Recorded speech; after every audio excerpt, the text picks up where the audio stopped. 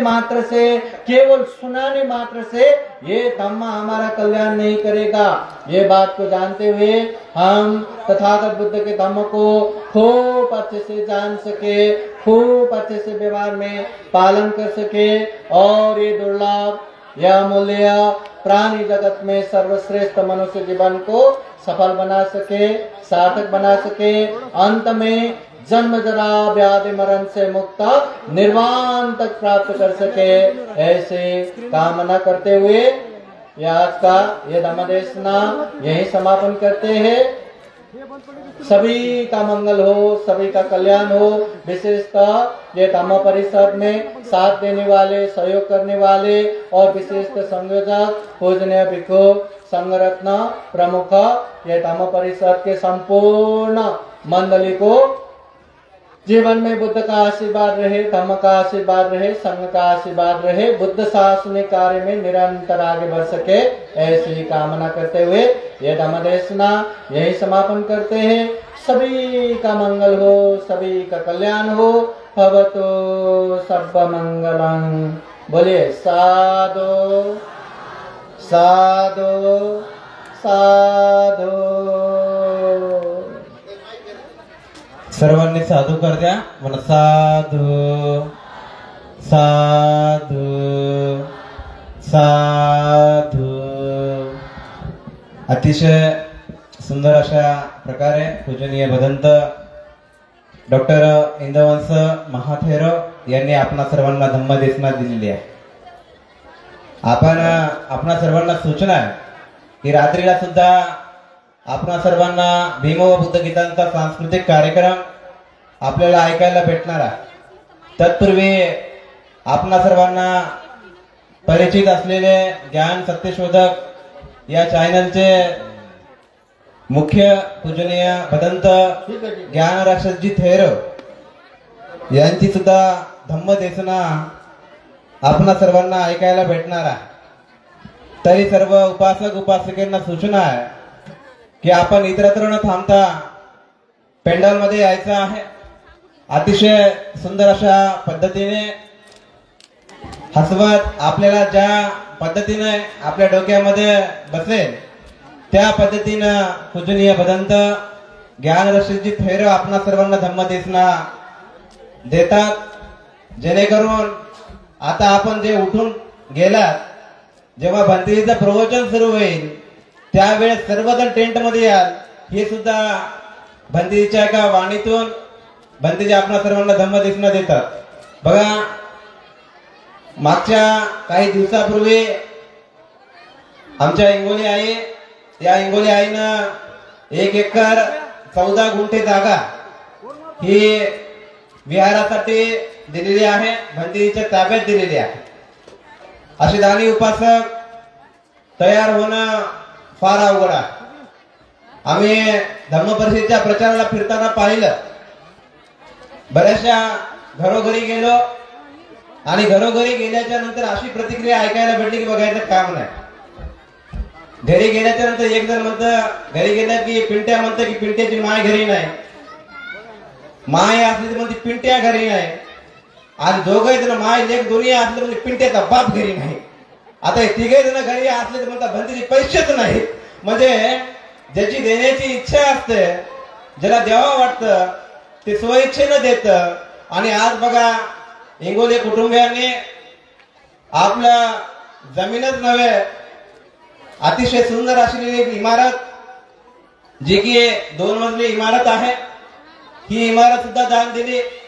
त्याचप्रमाणे आपलं जे शरीर सुद्धा आहे हे सुद्धा त्यांनी दान दिलेलं आहे। बघा, असे दानी उपासक तयार होणं फार गरजेचं आहे। म्हणून इंगोली आई, इंगोली बाबांना सूचना करतो की आपण समोर यायचं आहे। ज्यांनी दान दिलं त्यांचं स्वागत सत्कार होणं फार गरजेचं आहे। म्हणून सपना कृष्णराव इंगोले यांना सूचना करतो की आपण समोर यायचं आहे। ज्यांनी स्टेजवर यायचं आहे, ज्यांनी आजच्या दिवशी जे सर्वांना भोजनदान दिलं, सर्वांचे परिचित असलेले सर्वांचे लाडके असलेले नेते आमचे विजयकुमारजी वाकळे, त्याचप्रमाणे वाकळे आई यांना सूचना करतो की या इंगोले कुटुंबियाचं पुष्पहार देऊन आपण स्वागत करायचं आहे.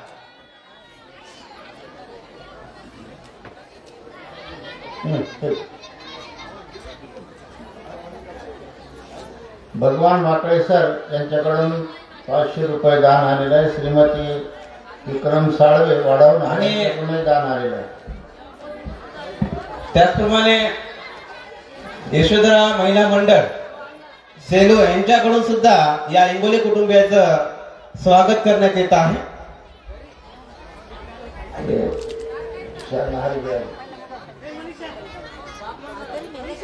या कृष्णा वर या, दोघे वर या, इकडे या, स्टेजवर या दोघे.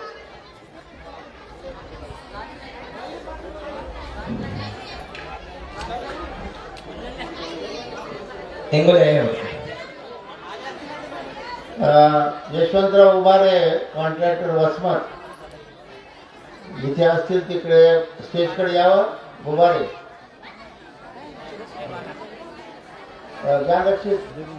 या.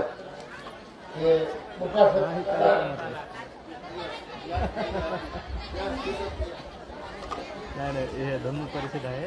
धनु परिषद आपली तर तिथं होतं मी शनिवारी काय आहे. बरं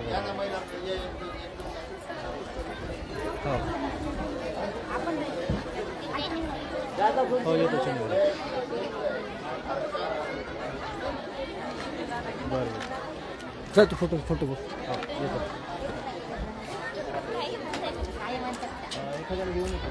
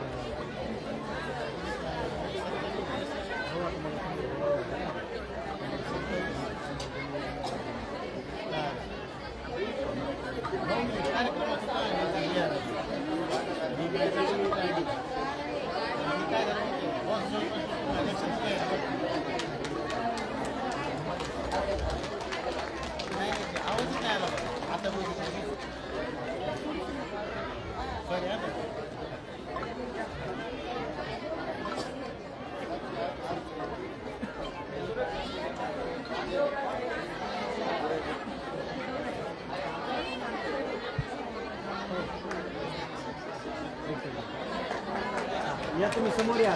इथे या समोर या. समोर या. म्हणते आपण हां इकडे पहा.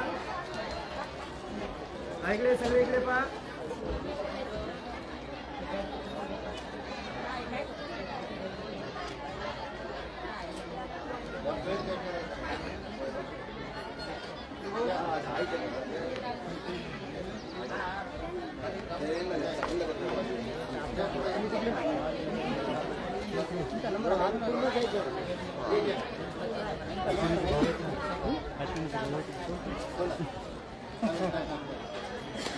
फोटो काढले.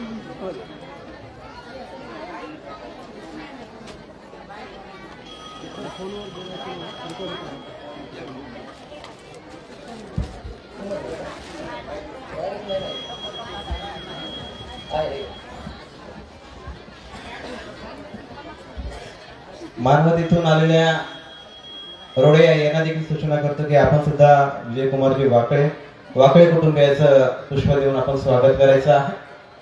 ज्यांनी आजच्या या दिवशी सर्व उपासक उपासिकेसाठी भोजनाची अशी उत्तम अशी सोय केली, त्यांचं स्वागत आजच्या या धम्मपरिषदेच्या निमित्तानं होत आहे. त्याचप्रमाणे ज्यांनी भिक्खू संघाचं भोजनदान दिलं तसे आमच्या आशाई खिल्लारे यांचे सुद्धा स्वागत आजच्या या दिवशी करण्यात येत आहे. त्याचप्रमाणे ज्यानं जेवायचं दिलं, सगळं दिलं, मात्र उत्तम अशी सोय आमचे सुमेधरावजी सूर्यवंशी यांनी सर्व पब्लिकला पाण्याची सोय केली. त्यांच्याबद्दल त्यांचं सुद्धा स्वागत या धम्म परिषदेच्या निमित्तानं करण्यात येत आहे. राजूजी जाधव यांना सूचना करतो, लक्ष्मण खंदारे, अनंत सदर, नारायण खंदारे यांना सूचना करतो, त्यांनी त्यांचं स्वागत आपण करायचं आहे.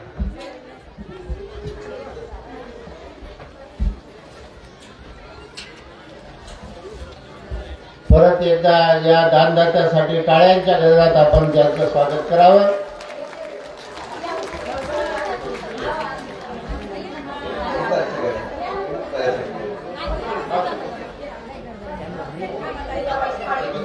रात्रीला यांच्याकडून 500 रुपयाचं दान आणलं, धन्यवाद. संध्याकाळी ठीक काही वेळानंतर सुमनबाई यांच्याकडून दान आलेलं आहे. महाराष्ट्राच्या सुप्रसिद्ध गायक मेघानंदी जाधव यांचा भीम व बुद्ध गीतांचा सांस्कृतिक कार्यक्रम सुद्धा आपण सर्वांना या धम्म परिषदेच्या निमित्तानं ऐकायला भेटणार आहे. तत्पूर्वी ज्ञान सत्यशोधक चॅनलचे मुख्य पूजनीय भदंत ज्ञानरक्षितजी थेरव यांची सुद्धा धम्मदेशना आपण सर्वांना ऐकायला भेटणार आहे. तरी सर्व उपासक उपासिकांना सूचना आहे की आपण इतरत्र न थांबता लवकरात लवकर पेंडॉलमध्ये येऊन विराजमान व्हायचं आहे. अवघ्या काही क्षणामध्ये पूजनीय भदंत ज्ञानरक्षितजी थेरव ज्यांनी आजच्या या दिवशी पूजनीय भिक्खू संघाचं भोजनदान दिलं अशा श्रद्धावान उपासिका आशाताई खिल्लारे यांचं सुद्धा स्वागत याच्या आजच्या या धम्मपरिषदेच्या निमित्तानं होत आहे. ज्यांनी अतिशय परिश्रमातून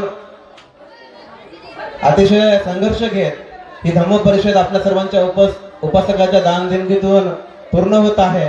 आणि असेच आमचे उपासक सुमेधरावजी सूर्यवंशी यांचं स्वागत करण्यासाठी राजूजी जाधव अनंत सदर यांना सूचना करतोय की आपण लवकरात लवकर येऊन सुमेधरावजी सूर्यवंशी यांचं श्वाल हार देऊन स्वागत करायचं आहे.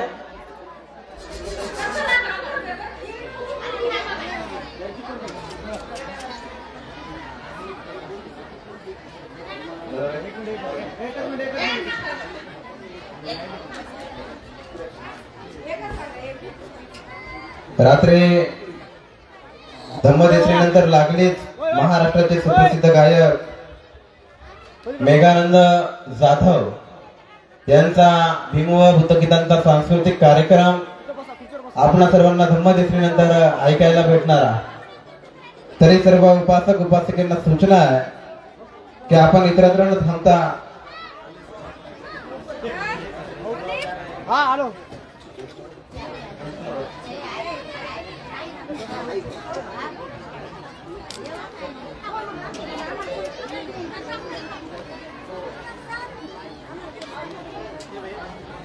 एक मिनिट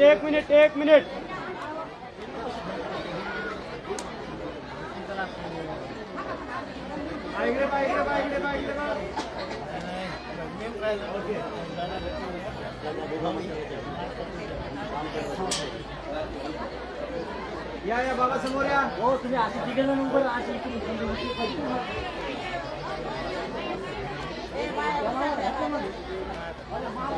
इकडे पा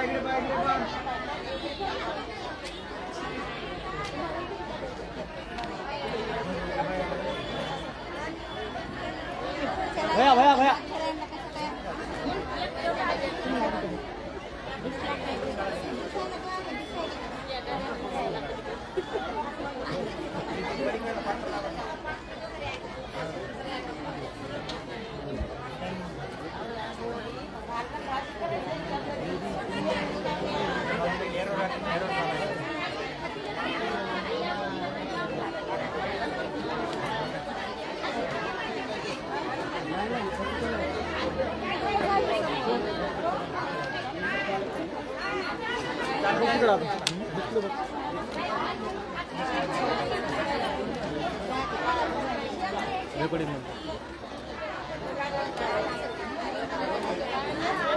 अनवॉन्टेडली बुडवून टाकायचं.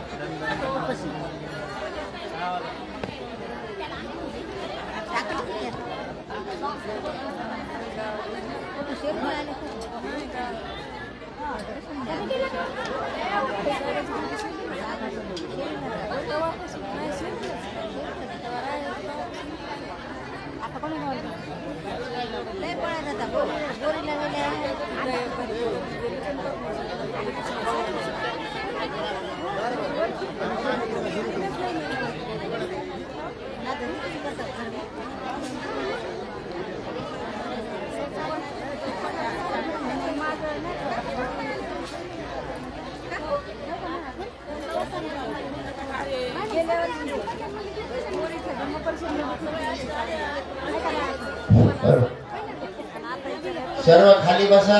एकदा बंते ज्ञानलक्षित प्रवचन देणार आहेत आणि जे चुकून राहिलेले आहेत दान देण्याचे त्यांच्याकडे दान पेटी तुमच्या समोर येत आहे.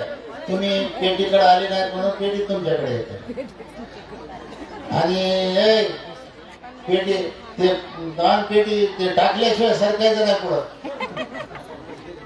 त्याच्यात दान टाकलं तरच पुढे जायचं. हा जागेवर उभं राहायचं.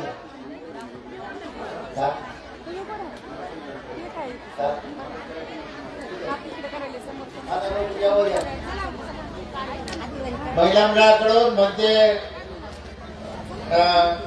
आपले संघरत्न यांचं स्वागत करण्यात येत आहे.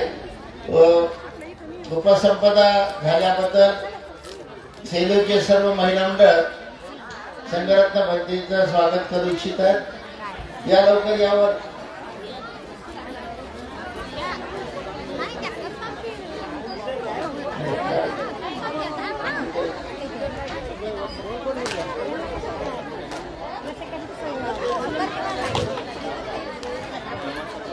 समोर इकडे या इकडे लवकर.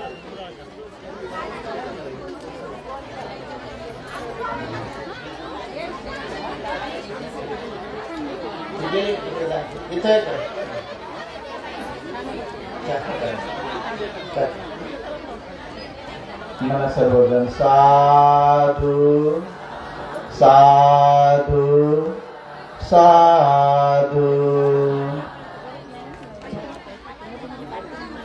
एक मिनिट इकडे एक मिनिट. ओके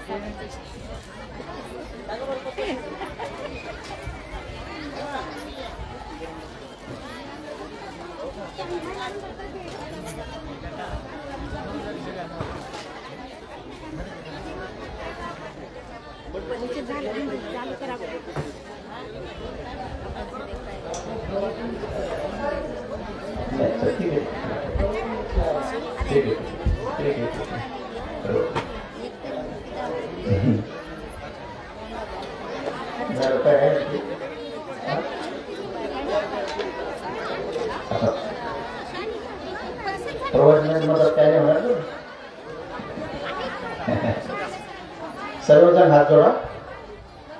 म्हणा साधू साधू साधू. म्हणा ओकास अहम भन्ते देशनं याचामि अनुकंपं उपादाय द्वितीयंपि तृतीयंपि पूज्य भन्ते जी अवकाश द्या, वेळ द्या आणि आम्हाला या पवित्र दिनी माघ पौर्णिमेच्या धम्म परिषदेच्या अनुषंगाने धम्म उपदेश करा असे आम्ही सारे जण दुसऱ्यांदा तिसऱ्यांदा विनंती करीत आहोत, विनंती करीत आहोत, विनंती करीत आहोत. साधु साधु साधु। नमो तस् भगवतो अरहतो सम्मा सम्बुद्धस्स। नमो तस् भगवतो अरहतो सम्मा सम्बुद्धस्स। नमो तस् भगवतो अरहतो सम्मा सम्बुद्धस्स।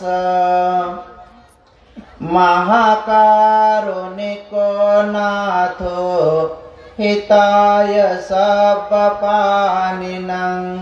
पूरयित्वा पारमी सब्बा पत्तो सम्बोधिमुत्तमं। एतेन सच्चवाच्येन होतु ते जयमंगलं। तीनदा साधू ना। ज्या मुनींद्रांनी, ज्या तथागतांनी, ज्या भगवंतांनी आपल्या 4 असंख्य 1,00,000 कल्प पारमिता पूर्ण करून बोधी ज्ञानाला संबोधीला प्राप्त करून घेतलं, त्या तथागतासह आतापर्यंत होऊन गेलेल्या सगळ्या सम्यक संबुद्धाला त्रिवार अभिवादन करतो। त्या भगवंताच्या धम्माला, त्या भगवंताच्या श्रावक संघाला त्रिवार अभिवादन करून, ज्यांच्यामुळे आपणा सर्वांना या 3 रत्नाचा लाभ झाला, ज्यांच्यामुळे आपणा सर्वांना हे सुखाचे दिवस आले, ज्यांच्यामुळे आपल्यावरील सारे विघ्न टळाले, आपल्या सर्वांच्या जीवनामध्ये जे सुख करता आणि दुःख हरता आहेत असे बोधिसत्व डॉक्टर बाबासाहेब आंबेडकर यांच्या समग्र धम्मक्रांतीला शेवटच्या श्वासापर्यंत समर्पित राहतो।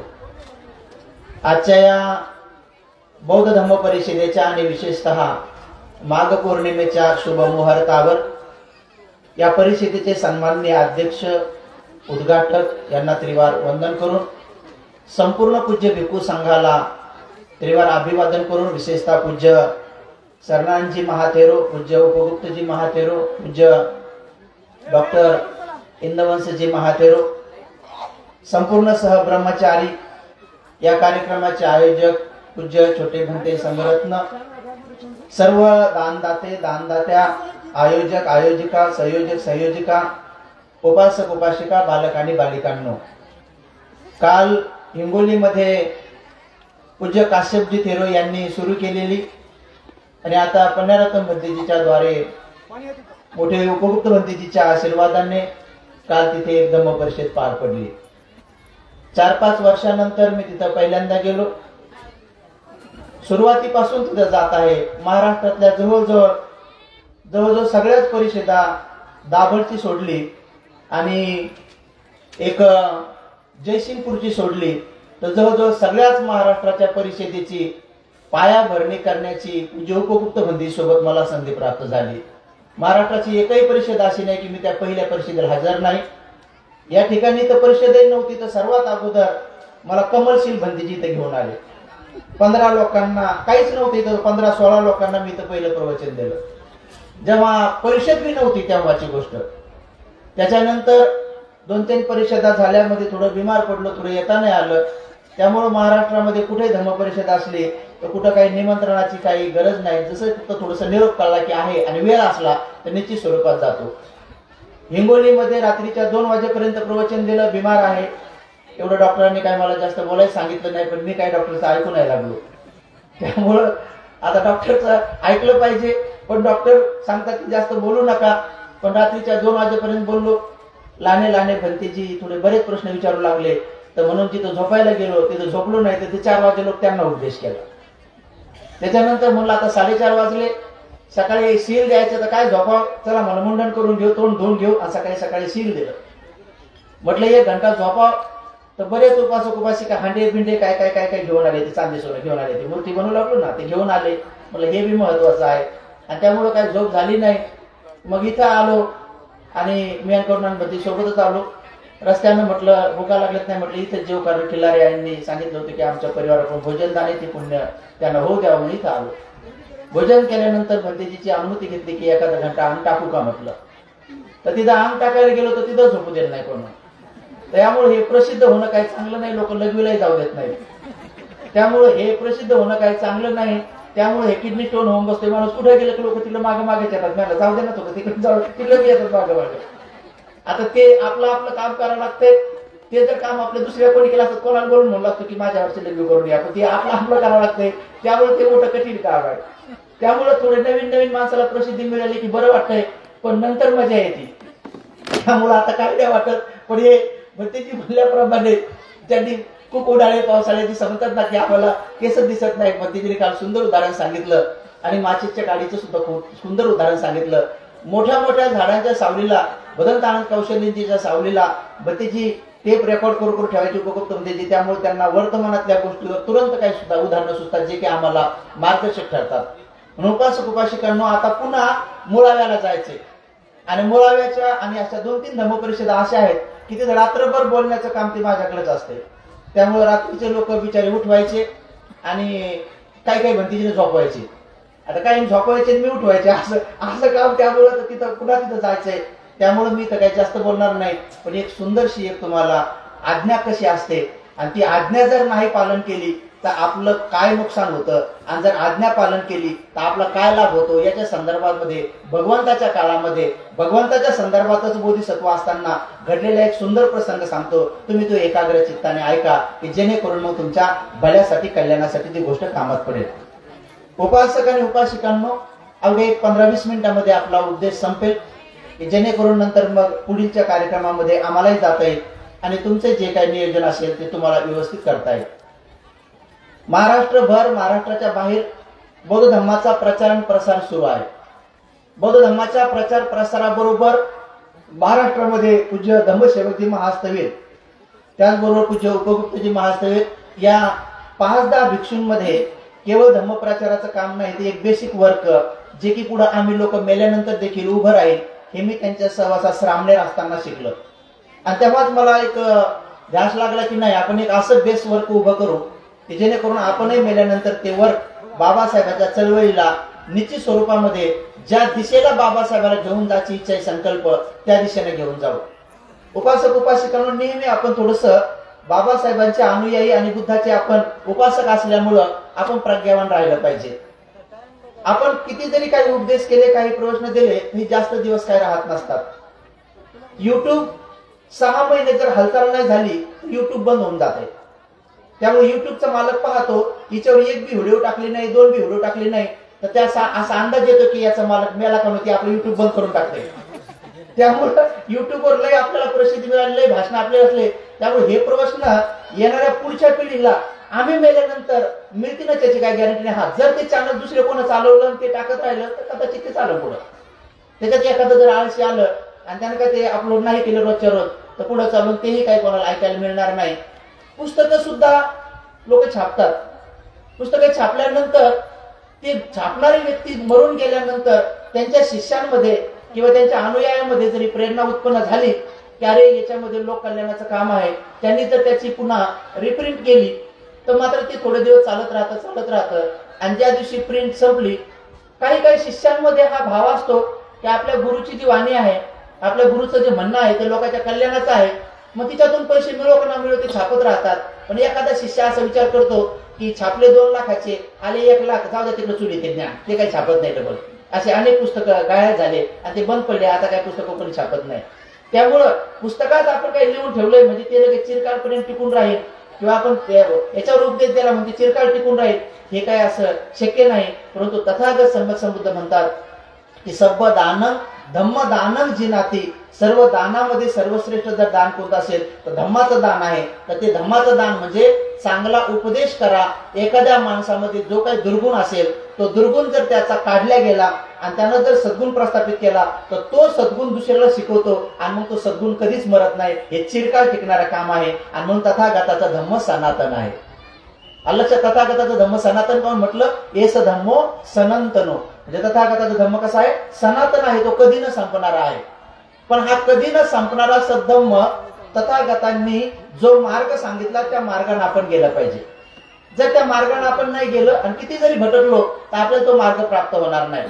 जसं उदाहरणार्थ बाबासाहेबांनी आपल्याला सांगितलेलं आहे की तुम्हाला जर भगवान बुद्धाचा धम्म समजून घ्यायचा असेल आणि ज्यांना कोणाला नव्याने बौद्ध धम्माची दीक्षा घ्यायची असेल तर त्या व्यक्तीची पहिली परीक्षा आहे की त्याला 22 प्रतिज्ञा द्या. त्याच्याकडून 22 प्रतिज्ञा म्हणून घ्या आणि त्याला 22 प्रतिज्ञाचं आचरण करायला लावा. त्यामुळे आपल्या समाजामध्ये जर बौद्ध धर्माचा जास्त प्रचार करायचा असेल तर सगळ्या लोकांकडून पहिल्या 22 प्रतिज्ञा पालन करून घेतल्या पाहिजे. नसता कदाचित पेपरला आपलं पूर्ण मंडप भरलेले फोटो येतात. पेपरमध्ये जे लोक नव्हते हजर ते लोक पेपर पाहून म्हणतात की कार्यक्रम खूप चांगला झाला, पण कोणाला माहित नाही की त्या मंडपामध्ये अर्धे लोक देवा धर्माला पूजन करतात. ते आधे इधर आधे उधर आहे का नाही. आता कधी कधी मला असं वाटतं 3 पावशेर उधर आणि कोरभरच उधर असं आहे का. मग आधी आधी बी नाही असं थोडं 3 पावशेर उधर आणि कोरभरच इधर आहे का नाही. आता पूर्वी असं होतं की भीम के लगते जिगर, म्हणजे भीम के लगते जिगर आधे उधर आधे इधर. आता कधी कधी आमच्या भंतीच्या लोकांबद्दल मला गाणं सुचलंय की बुद्ध के भी लगते जिगर. भीमके तर लगते जिगर होते पण भीमके झालं आता बुद्ध के भी लगते जिगर आधे इधर आधे उधर. लक्षात. आता आधी किधर कुदर कुठे इकडे तिकडं त्या संदर्भामध्ये तुम्हाला थोडस नंतर शेवटी टप्प्यात सांगेल. आणि प्रथमतः की धम्मदेशना असेल धम्मोपदेश असेल बेसिकली वर्क काही महाराष्ट्रामध्ये 5-10 भिक्षूंनी उभं केलेलं आहे ते अजरामर झालेले आहेत. जसं की आज ही जमीन आहे, आज ना उद्या परवा आम्ही सगळे मरून जाऊ. म्हणजे आम्ही मरून म्हणजे तुम्ही रासाल तुम्ही बी मरून जासाल. असं एवढं केलं की आमच्याकडे पाहू नका की तुम्ही मरून जासाल, तुम्ही बी मरून जासाल ऐका नाही. जे कोणी येणारे राहतील ते राहतील बिचारे, असे येतील जातील.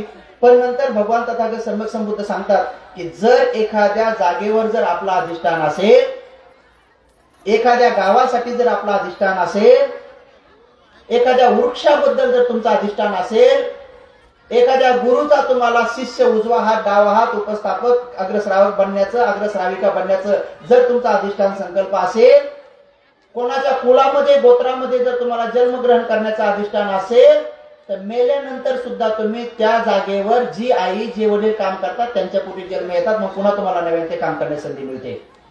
म्हणून ह्या जागेवर जर कोणी अधिष्ठान संकल्प केला आणि त्या भिक्षूने कदाचित अर्ध काम जर करून मेला तर पुन्हा तो भिक्षू मेल्यानंतर ज्या नव्या पोरी आहेत की ज्यांना इथं वारंवार या वाटतं धम्म ऐकायचं त्या मुलीच्या पोटी त्या बापाच्या पोटी जन्मग्रहण करून 7-8 वर्षामध्ये त्याला उत्पन्न होतं की मी श्रामणेर बनावतो, श्रामणेर बनतोय, पुन्हा इथे चेतन पुन्हा काम करतो. त्यामुळं आतापर्यंत जे भिक्षूंनी कामं केले तर त्यांनी मागे सुद्धा त्या जागेवर काम केलेले आहेत. म्हणून त्यांना त्या जागेचं त्या गावाचं त्या कुळाचं त्या गोत्राचं त्या झाडाचं अट्रॅक्शन आहे. आणि म्हणून तुम्ही किती जरी काही सांगितलं तर त्यांना तिथं काम करावं वाटतं. याचं कारण असं आहे की त्या जागेवर तो धम्म तो संस्कार त्यांना घेऊन जातो. म्हणून संस्कार हा माणसाला जिकडे पाहिजे तिकडे वळून घेऊन जातो. म्हणून भगवान तथागत सम्यक संबुद्ध सांगतात की संस्कार हा फार महत्वाचा आहे. दारू पिणाऱ्या माणसाला दारू ही वाईट आहे माहित आहे, त्यांना माहित आहे की दारू वाईट आहे. जर दारू वाईट नसती तर त्यांनी आपल्या बायकोला बी पाजली असते, दोघांनी ग्लासात टाकले असतील म्हणजे असते चस. आता काही पिशे लोक पेतात ते दोघं बी ती वेगळी गोष्ट आहे समजा, शहराबिरात पेतात समजा. पण खेड्यापाड्यात दारूला ते पत्नीला पिऊ देत नाहीत पण स्वतः मात्र पेतात. त्यांना माहिती ती वाईट आहे. त्यांना तुम्ही विचारलं पण की दारू ही चांगली आहे का वाईट आहे तर ते म्हणतात वाईट आहे. पण तरीही त्यांना पेण्याचा जो वेळ असतो तर आपल्या मेंदूमध्ये दिवसभराच्या कामाची एक लिंक लागलेली असते, सिक्वेन्स असते. तर बरोबर 5 वाजता त्यांच्या चित्त दारूच येतं, त्याला तुमच्या भाषेमध्ये तलब म्हणतात, तुमच्या भाषेमध्ये त्याला तलब म्हणतात, त्याला हॅबिट म्हणतात. आणि जसंही त्या व्यक्तीला त्याच्या चित्तामध्ये नोंद होते की काल तू काहीतरी पेलं होतं तर ते मेंदूमध्ये आलं की हृदय त्याला सांगतंय की तू जे पेलं होतं ती दारू होती. आणि म्हणून मग त्याला लगेच दारू प्यायला त्या दुकानाकडे जावं वाटतं. याला म्हणतात संस्कार. वाईट आहे त्याला माहित आहे पण त्याचा संस्कार त्याला तिकडे घेऊन जातो. आणि म्हणून भगवान तथागत सम्यक संबुद्ध सांगतात की जर तुम्हाला दारूकडे लोकांना जाऊ द्यायचं नसतील तर विहाराकडे जाण्याचे संस्कार बनवा. आपोआप त्या दारूच्या दुकानाकडचे त्यांचे पाऊल कमी होतील आणि विहाराकडे त्यांचे पाऊल येणं सुरू होतील. तर तुम्ही पहिले ठरवा की बाबळीचं झाड जर तुम्हाला काटे वाटत असेल तर तुम्ही पिंपळाचं झाड पहिलं लावा. लोकांना पिंपळाच्या झाडाकडे बोधिवृक्षाच्या झाडाकडे नेणं सुरू करा, तेव्हा आपोआप ते बाबळीच्या झाडाकडे जाणं बंद करतील. याला म्हणतात सुसंस्कार.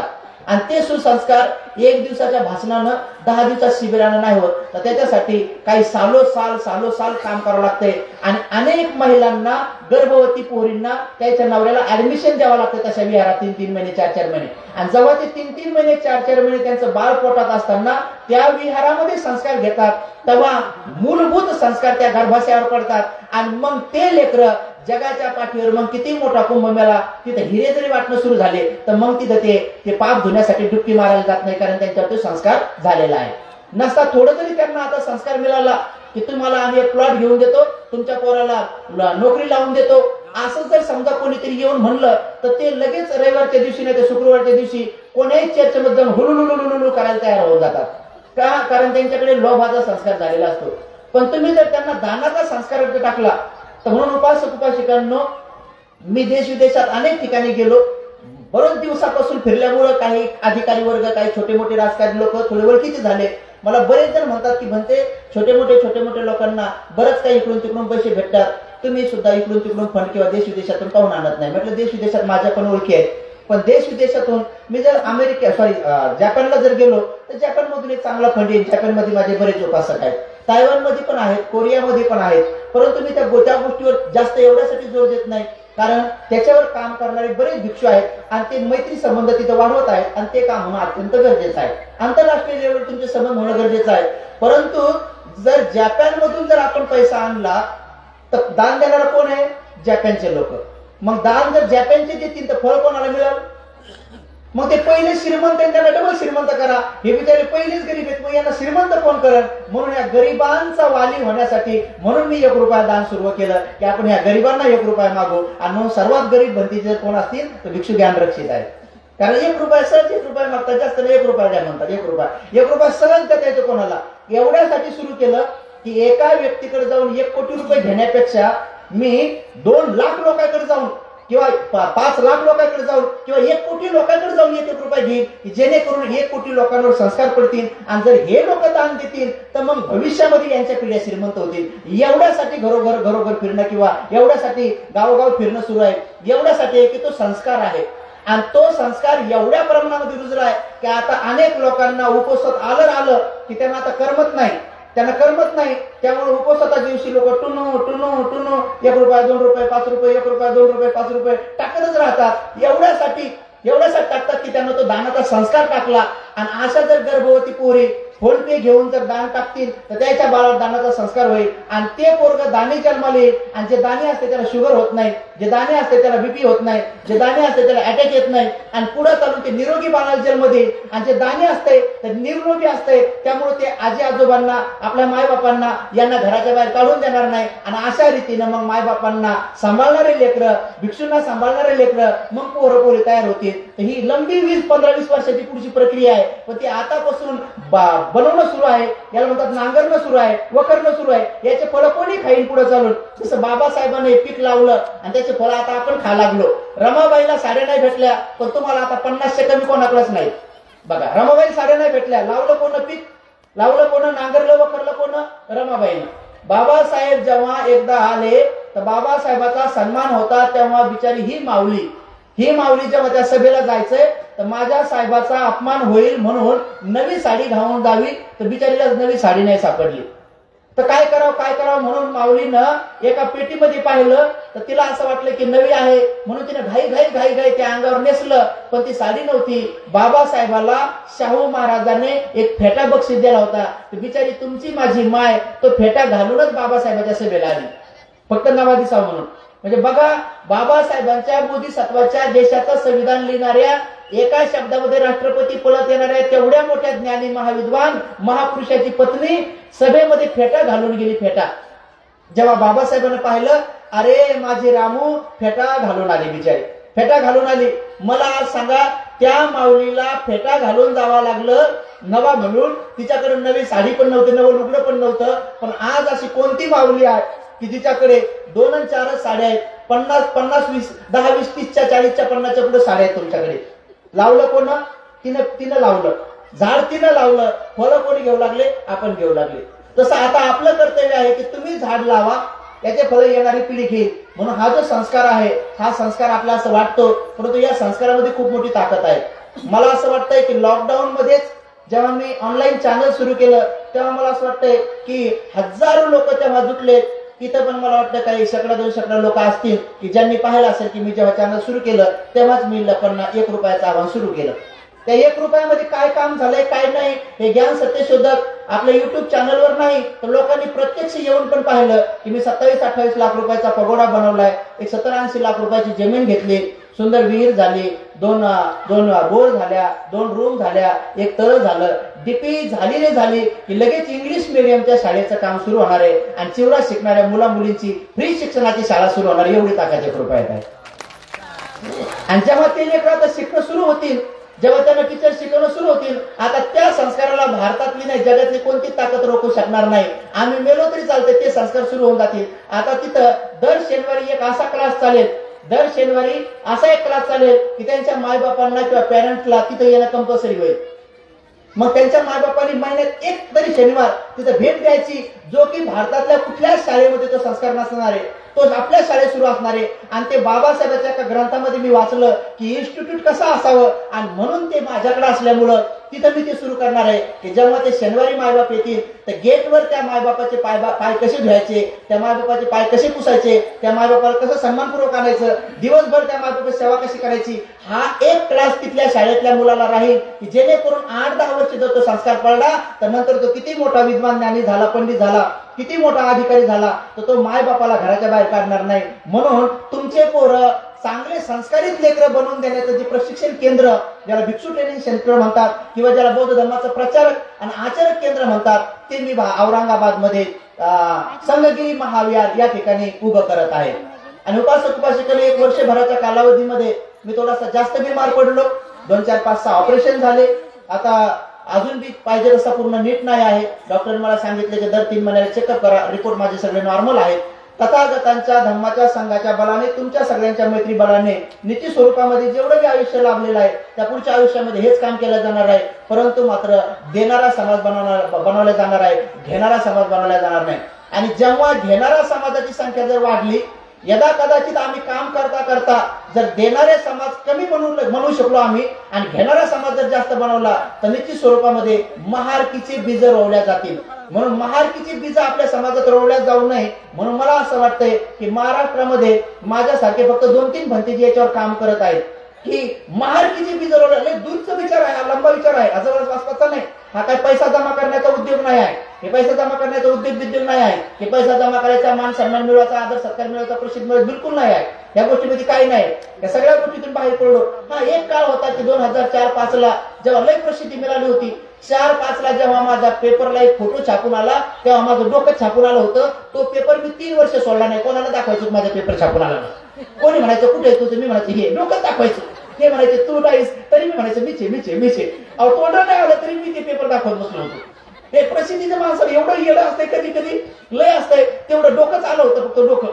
तर ते मी 4-5 वर्ष ते पेपर सोडला नव्हता. आता मात्र कळून चुकलं की जर तुम्हाला आजरामर वर्क करायचं असेल तर तुमची पारमिता बनली पाहिजे. आणि पारमिता त्याच कर्माने बनते जेव्हा तुम्ही निस्वार्थी भावनेनं काम करणं सुरू करता, तेव्हा तुमची पारमिता बनते. आणि म्हणून ती पारमिता बनवण्यासाठी एकदा आपले तथागत सम्यक संबुद्ध जेव्हा ते त्यांचा शेवटचा जन्म ग्रहण करतात तर त्या शेवटच्या जन्माचा वृत्तांत आज सांगणार आहे आणि प्रवचन नंतर माझं समाप्त करणार आहे. तुम्ही सर्वजण ते थोडंसं एकाग्र चित्ताने ऐका. संस्कार हे फार महत्वाचे असतात. संस्कार जर नीट पडले नाही तर घरादारामध्ये वाद होतात, समाजामध्ये वाद होतात. आणि म्हणून बाबासाहेब म्हणतात की पुन्हा एकदा जगाचं नेतृत्व करणारा भारत देशच बनणार आहे. मग जर जगाचं नेतृत्व बनणार आहे तर कोणती जात सर्वात मोठी पुढे राहणार आहे, तर ही आजची जे बौद्ध लोक आहेत ही जातच सगळ्या जगाचं ज्ञानाचं नेतृत्व करणार आहे. त्यामुळे या जातीमध्ये विद्वान लोक, ज्ञानी लोक, दानी लोक, शिलवान लोक जन्माला येणं अत्यंत गरजेचं आहे. ही ऊर्ध्व लोकांकडून अपेक्षा नाही. ऊर्ध्व लोकांनी फक्त मरण्याच्या अगोदर आपला पैसा पाणी बँकेत ठेवण्यापेक्षा विहारावेळा भिक्षूला लवकर दान देऊन मेलं तर अधिक चांगलं होईल. मेलं म्हणजे पैसे द्यायचे, विहिरीत उड्या मारायचं असं नाही म्हणतात. दान देऊन जेव्हा येईन मरण तेव्हा मारायचं, जेव्हा येईल तेव्हा आहे का नाही. तर असं नाही की म्हणते हे पैसे घ्या आणि पटकन उडी मारायची, कुठे मरून जातं, तसं नाही. तर असं जेव्हा हे वृद्ध लोकांकडे एक काम आहे की त्यांनी विचार करायचा की जर येणाऱ्या पिढीत बाबासाहेबांच्या स्वप्नातला भारत बनण्यासाठी विश्व धम्मराज्य बनण्यासाठी जर काम होणार आहे तर निश्चित स्वरूपामध्ये त्यांनी त्यांच्या पेन्शन मधला 20वा हिस्सा आता योग्य ठिकाणी देणं अत्यंत आवश्यक आहे. म्हणून उपासक उपासिकांनो, आपले तथागत सम्यक संबुद्ध जेव्हा पारमिता पूर्ण करत होते तेव्हा त्यांचा शेवटचा जन्म संजय नावाचा राजा होता. संजय नावाच्या राजाच्या पोटी वेसंतर नावाचा राजकुमार जन्माला आला.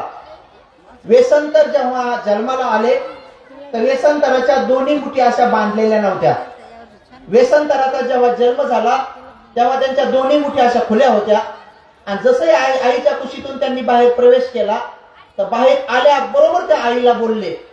ते बाळ बाहेर आल्याबरोबर आईला म्हटलं, आई दान देण्यासाठी काही आहे का ग?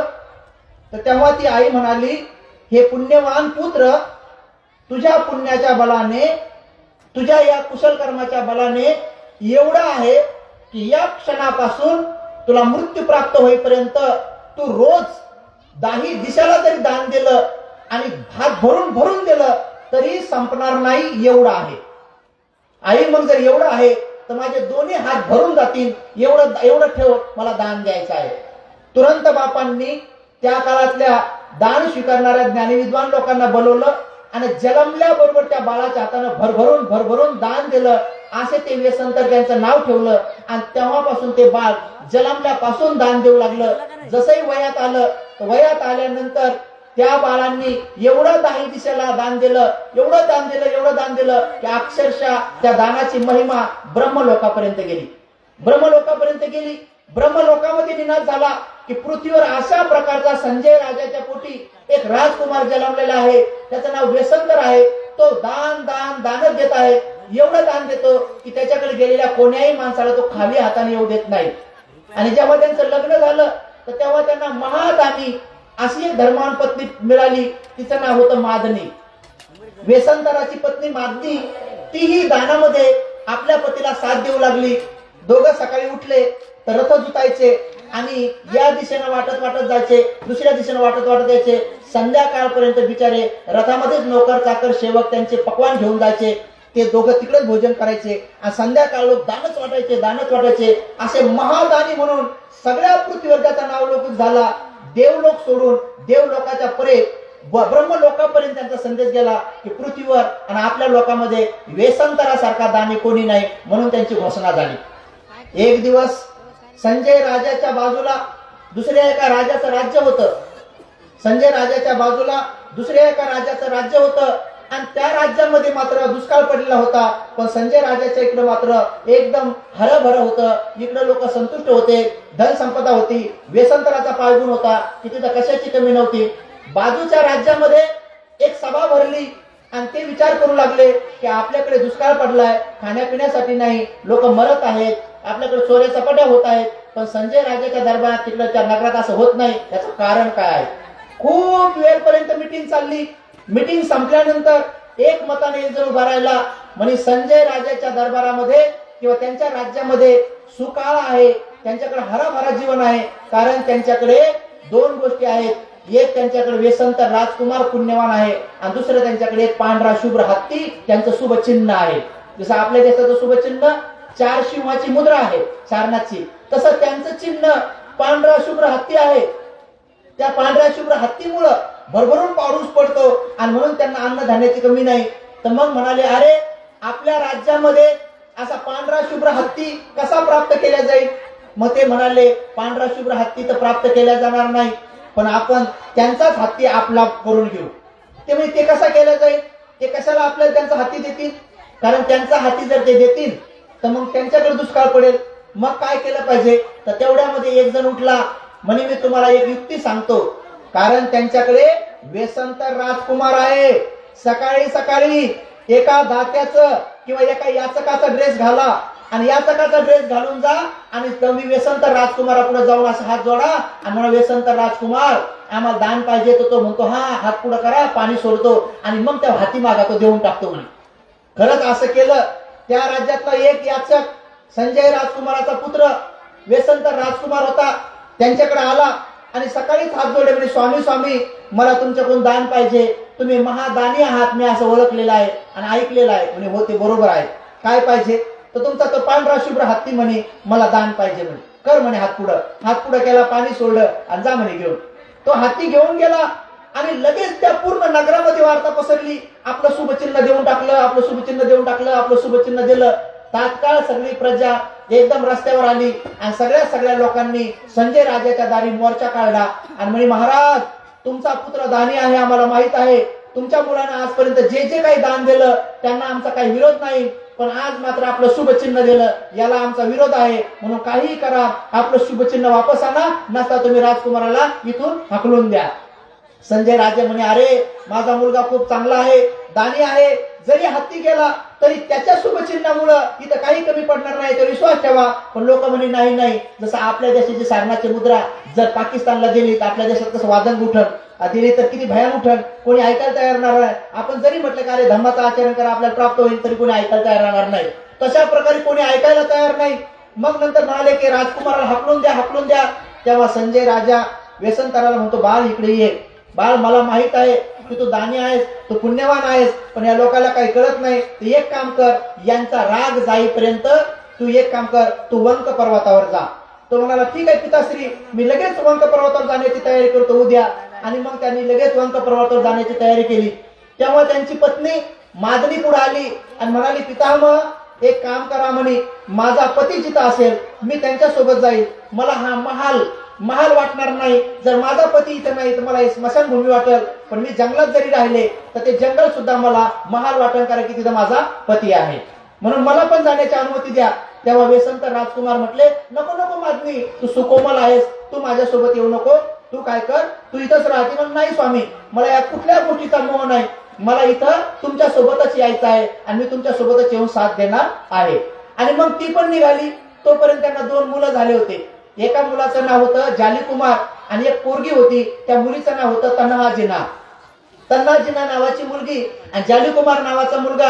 हे दोघंचे दोघं ते लगेच आले आणि त्यांच्या आजोबाला म्हणाले पितामह कृपा करून आम्हाला सुद्धा आमच्या आई आणि वडिलांसोबत जाण्याची अनुमती द्या, आम्ही सुद्धा इथं राहणार नाही, आम्ही सुद्धा जंगलात त्यांच्यासोबत कंदमुळं खाऊन सुखाने राहू, इथं आम्हाला काही करमणार नाही. ते म्हणे नाही नाही नाही तुम्ही जाऊ नका.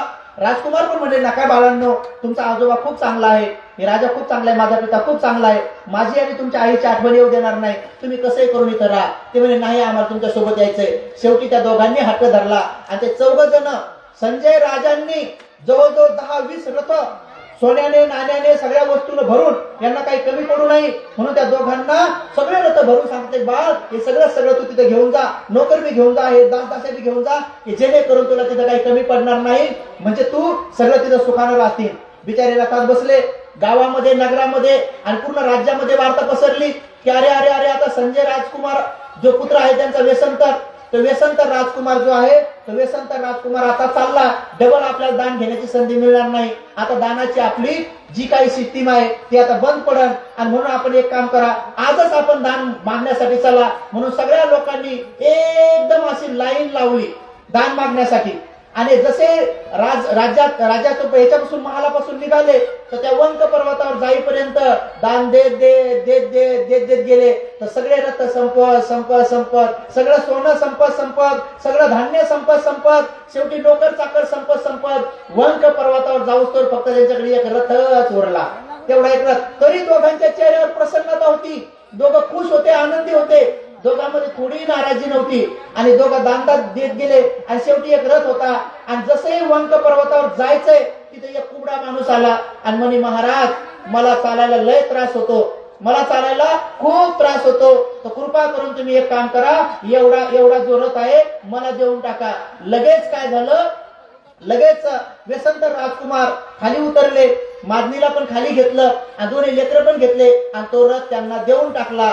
आता ते वंक पर्वतावर जायसाठी जेव्हा निघाले तेव्हा त्यांच्याकडे आता रथही नाही, काही सोनं नाणंही नाही, धान्यही नाही, काहीच नाही. तर त्यांनी तो पोरगा खांद्यावर घेतला आणि तिनं ती पोरगी पाटकुळी बांधली आणि 2 जण अनवाणी पायाने डोंगरावर चढू लागले. लक्षात आलं की आपल्या पायामध्ये सोन्याची बुटं आहेत, सोन्याचे सगळे दाही आहेत. तर तुरंत त्या डोंगरावर पळत काही गरीब लोक गेले, म्हणे महाराज एवढा बूट दिला तर बरं होईल, महाराज एवढं चप्पल दिली ती बरं होईल. बिचारे दोघं दोन्ही सोन्याचे बूट आणि सगळं देऊन अनवाणी पायाने तो सगळा वंक पर्वत चढवून गेले. वंक पर्वतावर गेले. यांची कशाची तयारी सुरू आहे. म्हणजे प्रवचन काही महत्वाचं नाही, ते तुमचं लई महत्वाचं आहे. बसा ना थोडं, बसा ना. प्रवचन म्हणजे 2 नंबर आणि गाणे म्हणजे 1 नंबर. तर मला सांगा ना, मीच तुम्हाला गाणे म्हणून दाखवतो ना. उद्यापर्यंत जर तुम्हाला उठवलं तर मग काय, म्युझिक पण नाही, काय गरज नाही.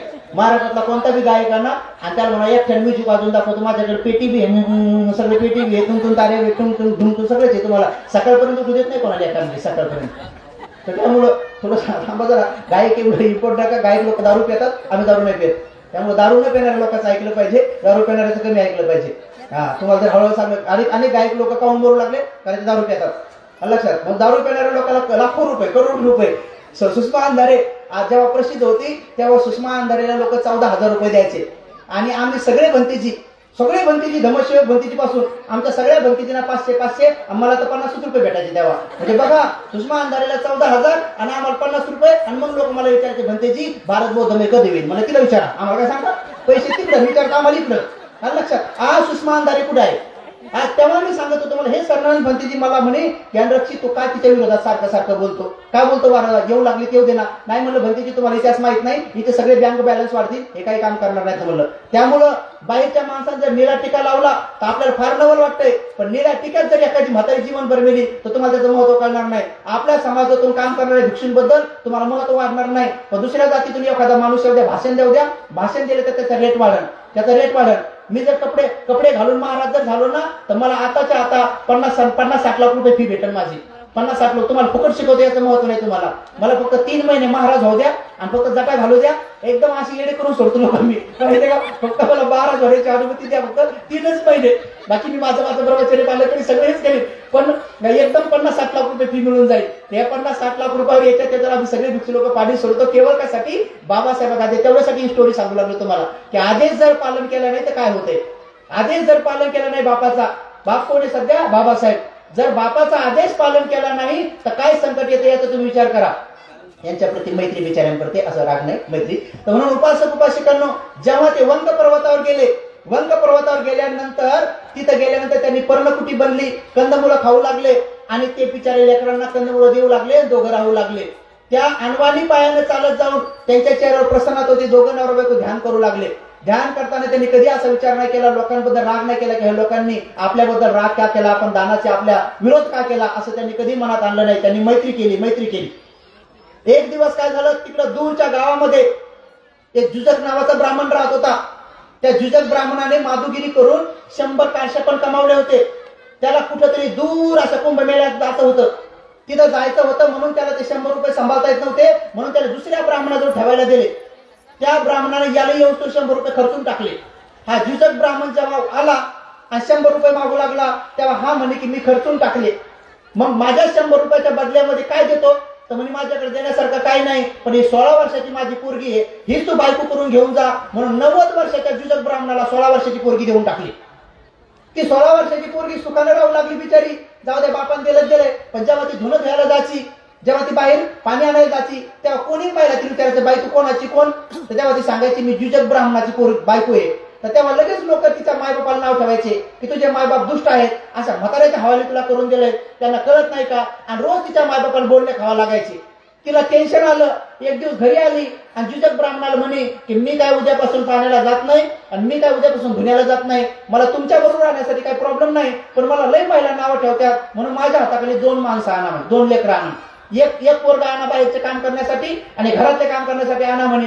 ते म्हणे माझ्याकडे पैसे नाही, माधुगिरी करून 100 रुपये कमवले होते, तुझ्या बापानं खर्चले म्हणून तुला दिले, आता मला काही पैसे डोकराला, मी काय करू. तर म्हणे एक काम करा, मी तुम्हाला आयडिया सांगते की 2 लेकरं नोकर म्हणून तुम्हाला भेटू शकतात. तर कुठे आहेत म्हणे. तर वंक पर्वतावर जो व्यसंतर राजकुमार आहे त्याचे 2 लेकरं तिथं आहेत. तुम्ही सकाळी जा आणि त्याला मागा, ते 2 लेकरं तुम्हाला दान देईन आणि ते मला नोकर म्हणून आणा. ते म्हणे असं आहे का. मग तो सकाळीच निघाला, बिचारा सकाळीच गेला.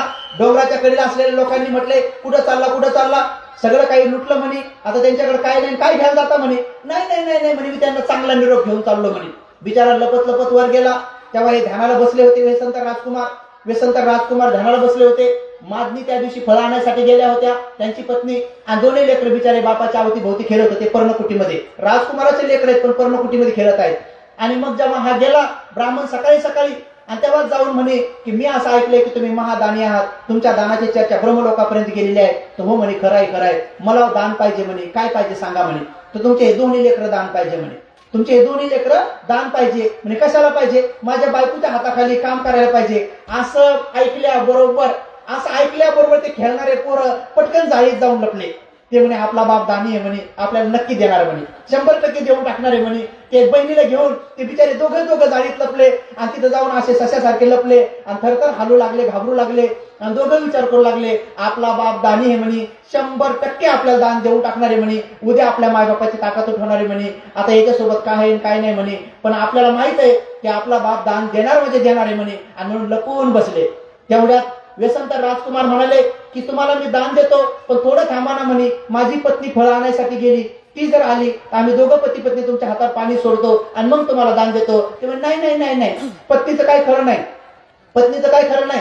पत्नी जर आली, ती जर नाही म्हणली तर दान काय मिळणार नाही. ते नाही नाही म्हणे, माझी पत्नी दानी आहे, नाही म्हणून तुम्हाला द्यायचंच नाही, मी चाललो. नका नका, थांबा थांबा म्हणे. आणि लगेच त्याचा हात पुढे केला, पाणी सोडलं आणि ते दोन्ही मुलं दान देऊन टाकले. दान दिल्यावर म्हणे कुठे मुलं? तर म्हणे असतील ना बाई, खेळत असतील ना, पाहिले तर मुलं नाही तर म्हणे नाही नाही, तुम्ही लपून ठेवले. तेव्हा ते म्हणे नाही रे म्हणे, मी कधीच माझं दान लपून ठेवणार नाही, मी उदार मनानं दान दिलेलं आहे. मग कुठे म्हणे मुलं? तेव्हा व्यसनतर राजकुमार बाहेर आले. आणि बाहेर येऊन म्हणाले, ए बाळ जानी कुमार, बाळ ये रे म्हणे बाहेर, तुझ्या बापाचं दान पारमिता होऊ दे, तुझ्या बापानं दान दिलेलं आहे, तुझ्या बापाचा आदेश मोडू नको, माझी दान पारमिता होऊ दे, तिच्यात अडथळा येऊ नको. फक्त एवढा एक आदेश दिला. आदेश दिल्याबरोबर त्या जाळीतून जानी कुमार पळतच आला बाहेर, एकदम पळत आला आणि डायरेक्ट बापा पुढे उभा राहिला. आणि ठीक आहे म्हणे, बाबा तुम्ही जर मला दान दिलं तर मी दान होण्यास तयार आहे. एकाच शब्दामध्ये पळत आला. आणि मग नंतर म्हणे, ए तनाजीना, ए बेटी ये ग म्हणे, माझ्या दानात अडथळा होऊ नको, तुझ्या बापाला दान पारमिता करू दे, ये म्हणे, या पृथ्वीवर मी महादानी म्हणून घोषित झालेला आहे, ते खरं होऊ दे म्हणे, ये म्हणे. पण त्या पोरीला आवाज दिला तर ती काही जाळीतून बाहेर आली नाही. डबल त्या बापाने दुसऱ्यांदा आवाज दिला, बाळा ये रे म्हणे बाहेर, माझं दान होऊ दे म्हणे, ए तनाजीना बाहेर ये. दुसरा आवाज दिला तरी ती पोरगी बाहेर आली नाही. नंतर तिसरा आवाज दिला, 3 आवाज देऊन सुद्धा ती बाहेर आली नाही. शेवटी हा जानी कुमार गेला, त्याला माहित होतं बहीण कुठे लपलेली आहे. हा बिचारा गेला आणि बहिणीच्या हाताला धरून घेऊन आला आणि चल म्हणे, आपल्या बापाचा आदेश मोडू नको म्हणे. आणि मग ती बिचारी धरून आणलं आणि मग त्या ब्राह्मणाने दोघांचे हात वेलानं बांधले आणि त्याला फरफटत घेऊन चालला. तेव्हा राजकुमार म्हणाले, व्यसनतर राजकुमार म्हणाले, हे ब्राह्मण त्यांना घेऊन जा म्हणे, पण असं फरफटत नेऊ नका. नाही म्हणे, पळून जातील रस्त्यानं. नाही म्हणे, माझे दोन्ही लेकरं गुणी आहेत, ते पळून जाणार नाहीत म्हणे. तरी त्या ब्राह्मणाने त्यांच्या हात वेलानं बांधले. ते लेकरं रडत होते, अहो बाबा आम्हाला दान दिलं म्हणे, पण अशा दुष्ट माणसाला काय दिलं, हा निर्दयी म्हणे, हा खातिक आहे म्हणे, हा फरफटत घेऊन चालला म्हणे. तर व्यसनतराने डोळे लावले आणि त्यांच्या डोळ्यातून अश्रू वाहत होते. बोधिसत्वाच्या डोळ्यातून अश्रू वाहतात, पण त्यांनी दिलेलं दान एवढं महाविशाल असतंय की त्यांनी आपले दोन्ही पोटचे गोळे दान देऊन टाकले आणि ते दान घेऊन चालला. आणि त्या दिवशी त्यांच्या पत्नीला यायला उशीर झाला. का झाला? कारण त्यांच्या पत्नीचा रस्ता एका वाघाने अडवला होता. ती फळं आणायला गेली होती पण रस्त्यातच वाहत बसला होता, म्हणून तिला यायला उशीर झाला होता. आणि हा वाट पाहू लागला की आपली पत्नी येईल, म्हणून हे ध्यानाला बसले आणि इकडे हे पोरं घेऊन गेला. पण झालं काय, या ब्राह्मणाचा रस्ता चुकला आणि हा ब्राह्मण त्याच्या घरी जायच्या ऐवजी संजय राजाच्या राजवाड्यापासून चालला. नोकरांनी त्या पोराला ओळखलं, म्हणे महाराज हे तर आपल्या व्यसनतर राजकुमाराचे लेकरं दिसतात म्हणे.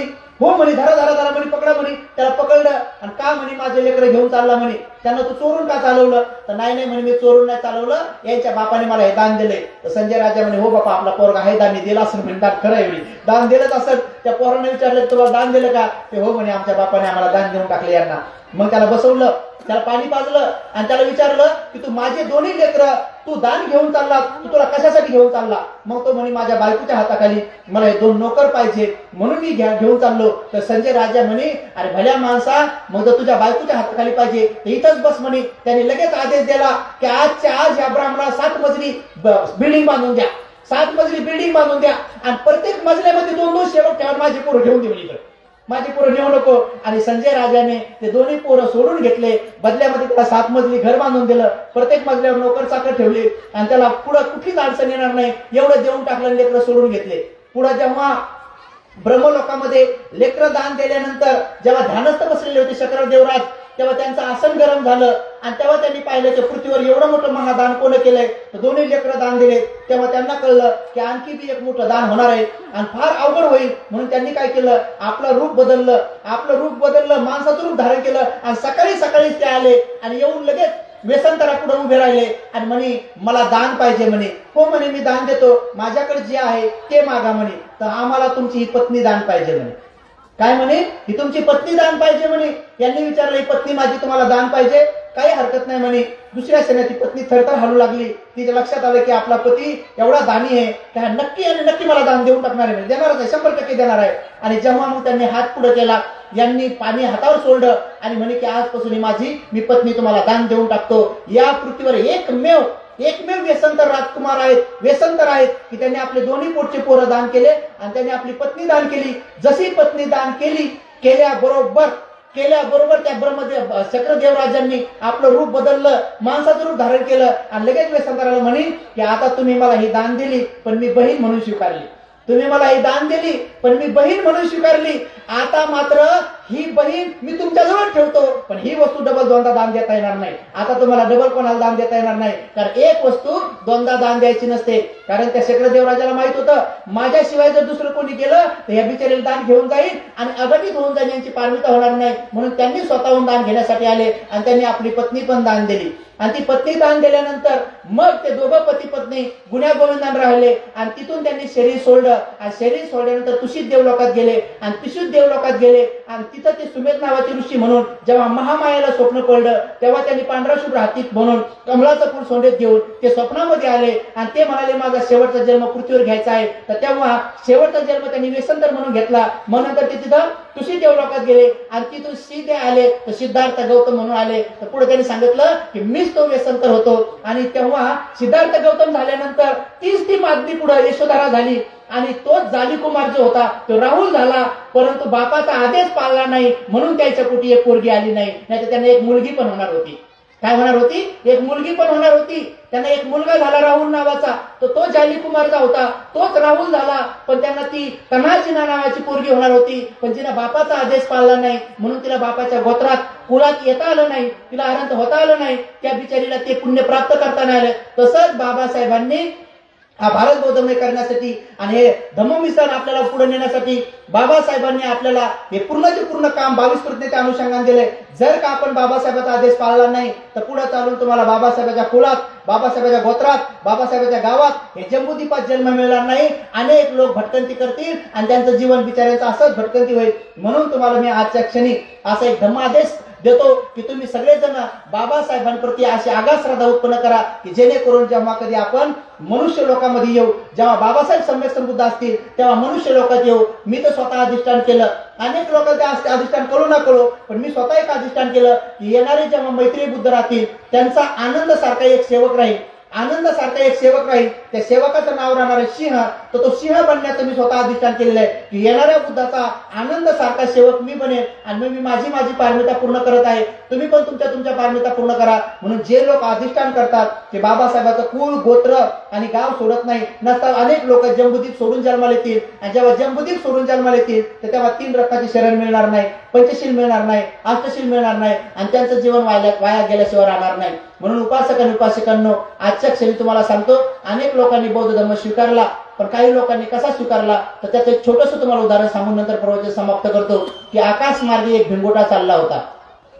आकाश मार्गे बौद्ध धर्म स्वीकारला काही लोकांनी. आकाश मार्गे एक भिंगोटा चालला होता आणि खाली बरेच भिंगुटे होते.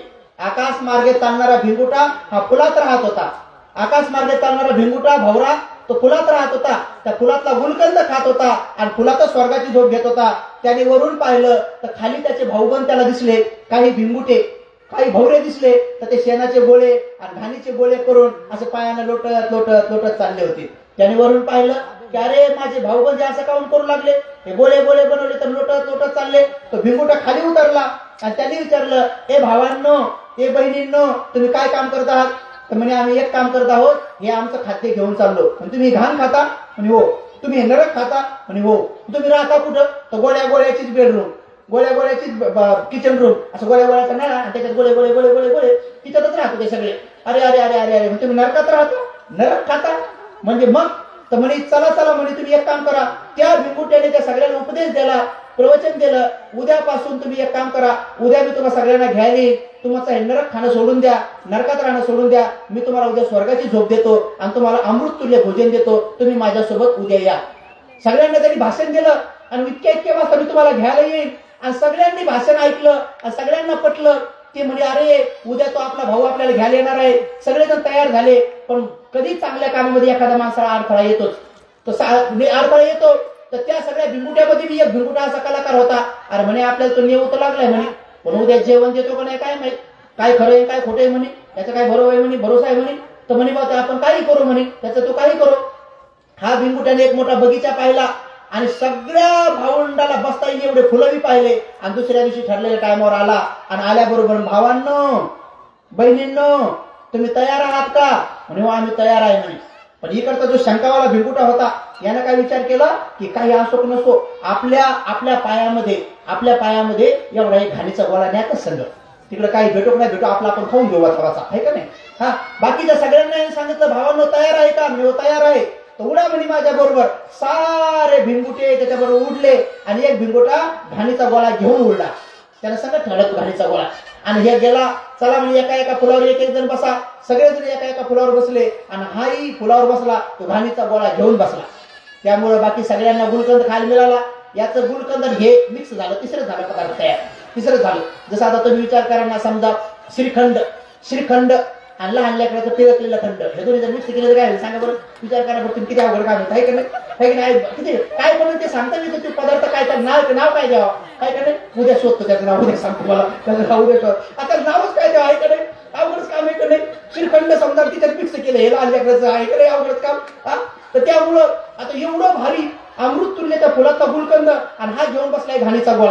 त्याचं याच्यामुळे तिसरं तयार झालं. याला काय गुलकंद खायला भेटला नाही. बाकी सगळ्यांनी गुलकंद खाल्ला आणि संध्याकाळी ते फुलं उमललेले जे होते ते संध्याकाळी बंद झाले आणि सगळ्यांना स्वर्गाची झोप भेटली. याचं बी फुल बंद झालं. आता याचं गुलकंद घाण याच्या इथं तिसरं तयार झालं. या रात्रभर असं भूत मारल्यासारखं झालं. कधी बाहेर पडतो आणि सकाळीच सगळे भिंगुटे पुन्हा त्या फुलाच्या वर येऊन बसले आणि प्रसन्न चेहरे घेऊन जाणारा भिंगोटा तिथं आला आणि सगळ्यांना म्हणाला भावांनो बहिणींनो तुम्ही काल गुलकंद खाल्ला का. सगळे म्हणे हो खाल्ला. तुम्ही स्वर्गाची झोप घेतली का. हो म्हणे घेतली. नंतर याच्याकडे जाऊन पाहिजे त्याचा चेहरा भेसूर होता. म्हणजे तुला काय झालं, तुला नाही का भेटलं गुलकंद खायला, तुला नाही भेटली का स्वर्गाची झोप. हा घाबरून गेला म्हणे कशाची स्वर्गाची झोप, कशाचा गुलकंद म्हणे, हे दुसरं काहीतरी तयार झाले. मग यानं हळूच पाहिलं म्हणे अरे बंधू अरे भावा तू जर हा घाणीचा गोळा सोबत नसता आणला तर निश्चित स्वरूपात तुलाही गुलकंद खाता आला असता, तुलाही स्वर्गाची झोप भेटली असती. उपासक उपासिकांनो तो भिंगोटा दुसरं तिसरं कोण नसून तो घेऊन जाणारा भिंगोटा म्हणजे आपले बोधिसत्व डॉक्टर बाबासाहेब आंबेडकर आहेत.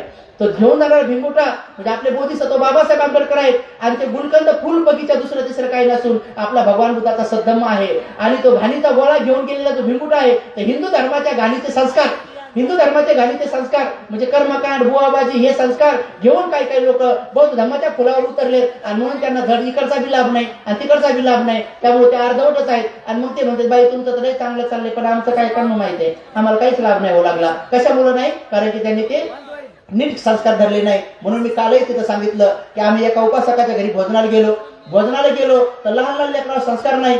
बंदीच्या लोकांना भोजन वाढलं आणि ते पोरग जसं शाळेतून आलं तर त्यानं लगेच त्याची बॅग घेतली, बरोबर फिरवली, दणकन फेकली पानांवर. अरे बापरे म्हटलं दणकन वाजले. आम्ही भंतीची डचकूनच गेलो. पहा संस्कार. आणि नंतर आम्ही जेवायला बसलेली भंतेजी ती आई खुशीने म्हणे भंतेजी हे माझं पोरगना लय हुशार आहे म्हणे, याला गणितात 100 पैकी 100 मार्क आहेत. असं म्हणल्याबरोबर त्या पोरानं जी उडी मारली की भंतीजीच्या ताटातच एकदम ताट तोंडावर डायरेक्ट भंतीचे तोंडच झाला. अरे बापरे कसं तरी तोंड धुतलं आणि लगेच डायरेक्ट पोरग म्हणे 100 मार्क. मी म्हणलं आई याला गणितात 100 मार्क आहे पण वागण्यात 0 मार्क आहे. असं म्हणलं कसं तरी करून भंतीजीला बसवलं. दुसरं ताट आणलं की ते असं टकटक पाहत होतं आमच्याकडे. त्याची आई म्हणे भंतीजी याला इंग्रजीमध्ये बी 100 आहेत. म्हणलं दुसरी उडी मारा नका.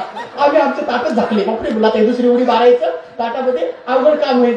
म्हणलं आई या लेकराला पुढच्या मध्ये ज्ञान. म्हणलं कसं तरी करून बळजबरी त्याला ते चिरकू दुसऱ्या रूम मध्ये त्याला कोंडलं आणि कसं तरी म्हणली ना आम्हाला भंतीची खा. जसं आम्ही एक घास घेतला की त्याला लगेच दरवाजाला लाता मारणं सुरू केला तिकडच्या.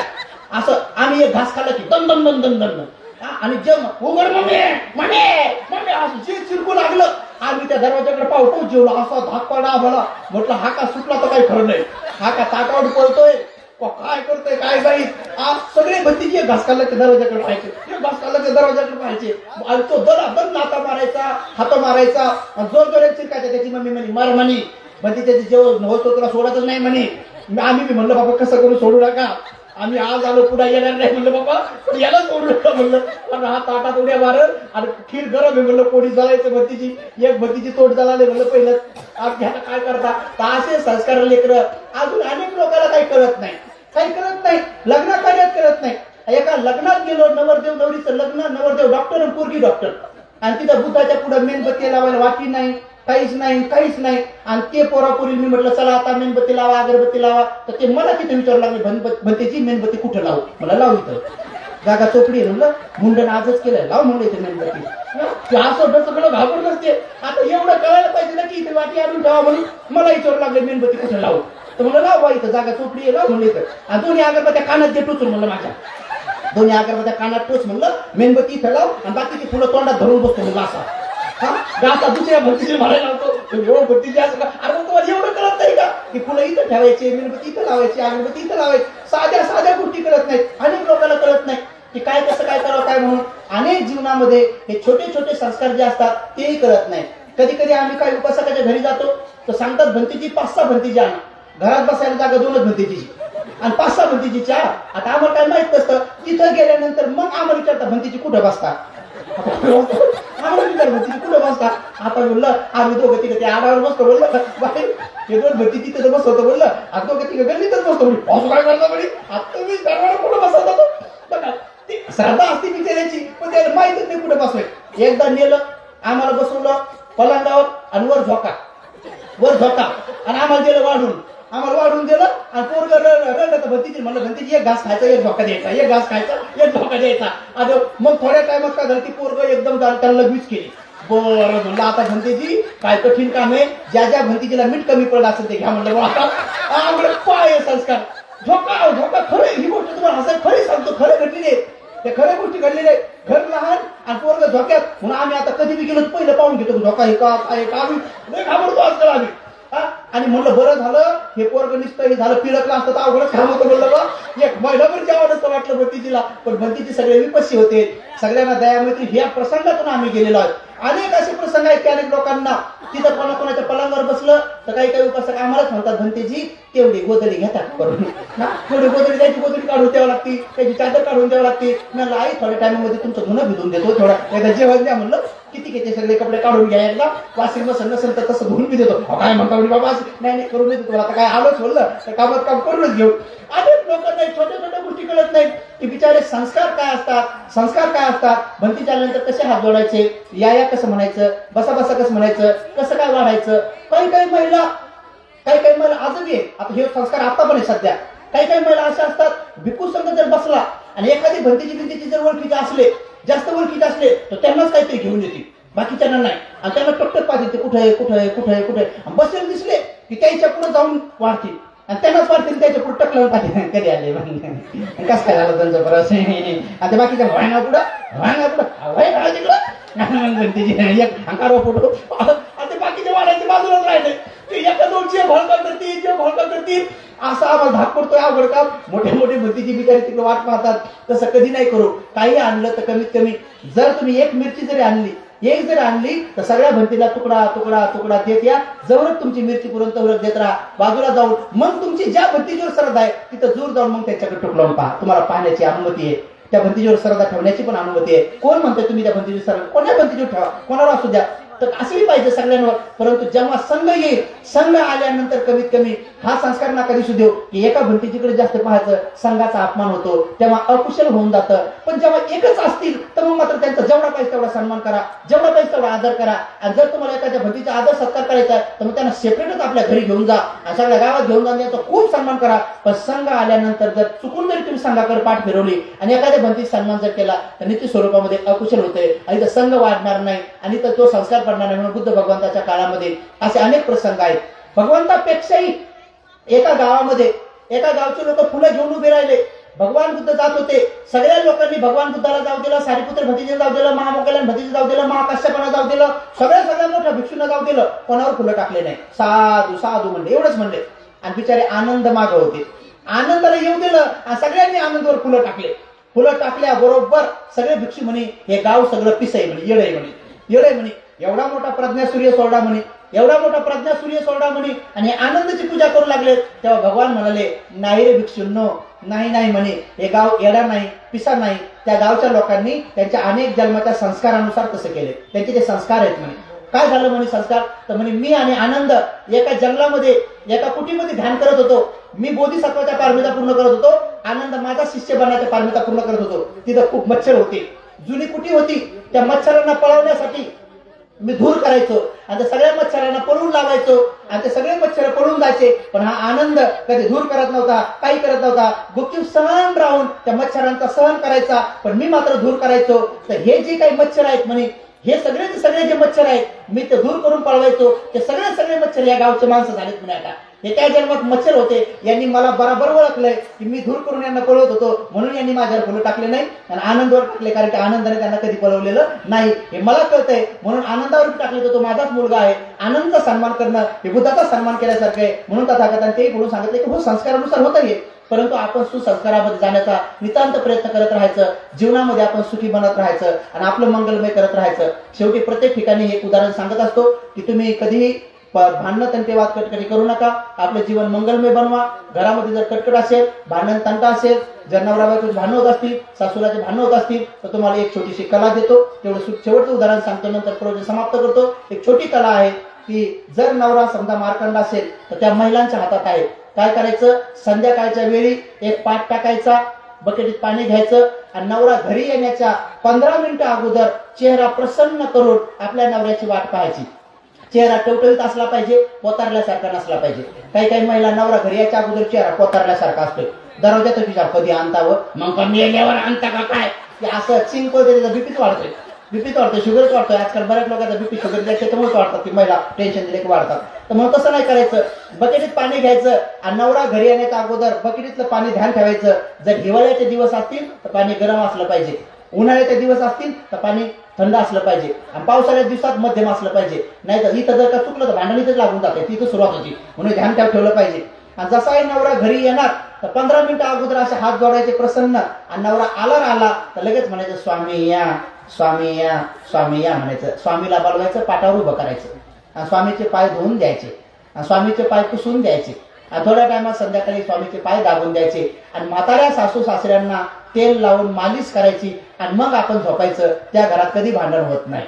असं म्हणल्याबरोबर मी खाली उतरलो. एक महिला आली, म्हणे भंतेजी तुमचं मला पटलं म्हणे, तुमचं पटलं म्हणे, पण एवढं सगळं करण्यासाठी सासू सासरे नवरा गुणी पाहिजे ना म्हणे, गुणी. त्या बाईने एक नवीन तर्क काढला, म्हणे गुन्हे असेल तर करा म्हणे कोणी बी. म्हणलं आई गुन्हे असो का दुर्गुणी असो, बुद्ध भगवान म्हणतात करायचं तर करा म्हणलं. कोणी असो गुन्हे का दुर्गुणी करा म्हटलं. ते होत नाही. ती एक दुसरी बाई आली, अहो म्हणे भंतेजी गुन्हे तर सोडा म्हणे, पण पेणारा नवरा असला त्याचं काय करावं, पेणाऱ्या नवऱ्याचं काय करावं म्हणे. म्हणलं आई पेणारा नवरा असला तरी बी म्हणाव स्वामी या या या आणि कमी प्या प्या प्या. स्वामी पळडे पळडे पळडे, स्वामी वकले वकले वकले.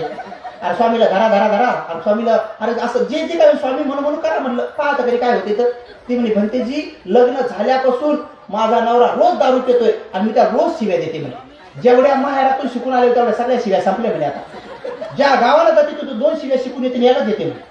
आता माझ्या शिव्या बी पाठ नाहीत म्हणे. आपण तुम्ही म्हणता तर उद्या याची सेवाच करते बरं, पाहू बरं म्हणे. आणि त्या नवऱ्याला माहितच नाही घरी काय होणार म्हणे. आणि त्या बिचारीने खरंच माझं ऐकलं, बकेटीत पाणी घेतलं, पाठ टाकून ठेवला आणि नवऱ्याची वाट पाहू लागली. आणि नवऱ्याला माहित नाही घरी काय होणार आहे.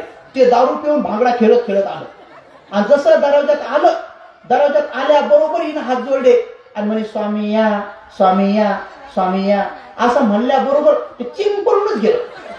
असं पळालं. त्याला वाटलं दुसऱ्याच घरी आलो का काय करू. त्याला वाटलं आपल्या घरी तर शिव्या सुरू होत्या, इथं कसं काय स्वामी म्हणलो कोण. त्याला वाटलं दुसऱ्याच घरी स्वामी, की असं पळालं चिंग पळालं. त्याची बायको म्हणजे घरा घरा घरा काय सांगा की आपलंच घरी आपलंच घरी आपलं. त्याला डबल धरून आणलं त्याला बरंच पाला उभं केलं पाटावर उभं करून पाणी टाकल्याबरोबर त्याच्या अर्धी गेली उतरून आणि पाय धुतल्यावर सगळीच उतरली आणि त्याने पाय पुसू दिले. 2 दिवस हे काम करू दिलं. तिसऱ्या दिवशी निम्म्या रात्री उठलं. लहान पोराला हळूच उठवलं आणि बाबू 2 दिवसापासून माझी लई सेवा चालली म्हणे. तर डॉक्टरने मला जायचा निरोप द्याला का काय म्हणे. मी जाणार आहे का काय म्हणे, बरणार आहे का असं काऊन बोलू नये. ते म्हण नाही पप्पा तुम्ही काही मरणार बिरणार नाही. ते कोणातरी एका भंतीजीने सांगितलंय म्हणून मम्मी तसं करू लागली. त्याच्या लक्षात आलं. त्यानं दारू पिणं सोडून दिली. सीधं घरी येत आहे. मित्राला सांगत नाही. 6-7 महिन्यापूर्वी त्या आईचा फोन आला म्हणजे भंतेजी प्रयोग सक्सेस झाला. त्यांनी दारू सोडून दिली. माझं चांगलं घर झालंय आणि 10,000 रुपये बँकेत म्हणे दाखवू का म्हणे. त्याला नका दाखवू, राहू द्या म्हणे, राहू द्या. आपल्या लोकांना थोडे पैसे आले दाखवायची सवय असते, राहू द्या म्हणलं. तर अशा रीतीनं एका दुर्गुणी पतीचे दुर्गुण एका सद्गुणी महिलेनं दूर केले.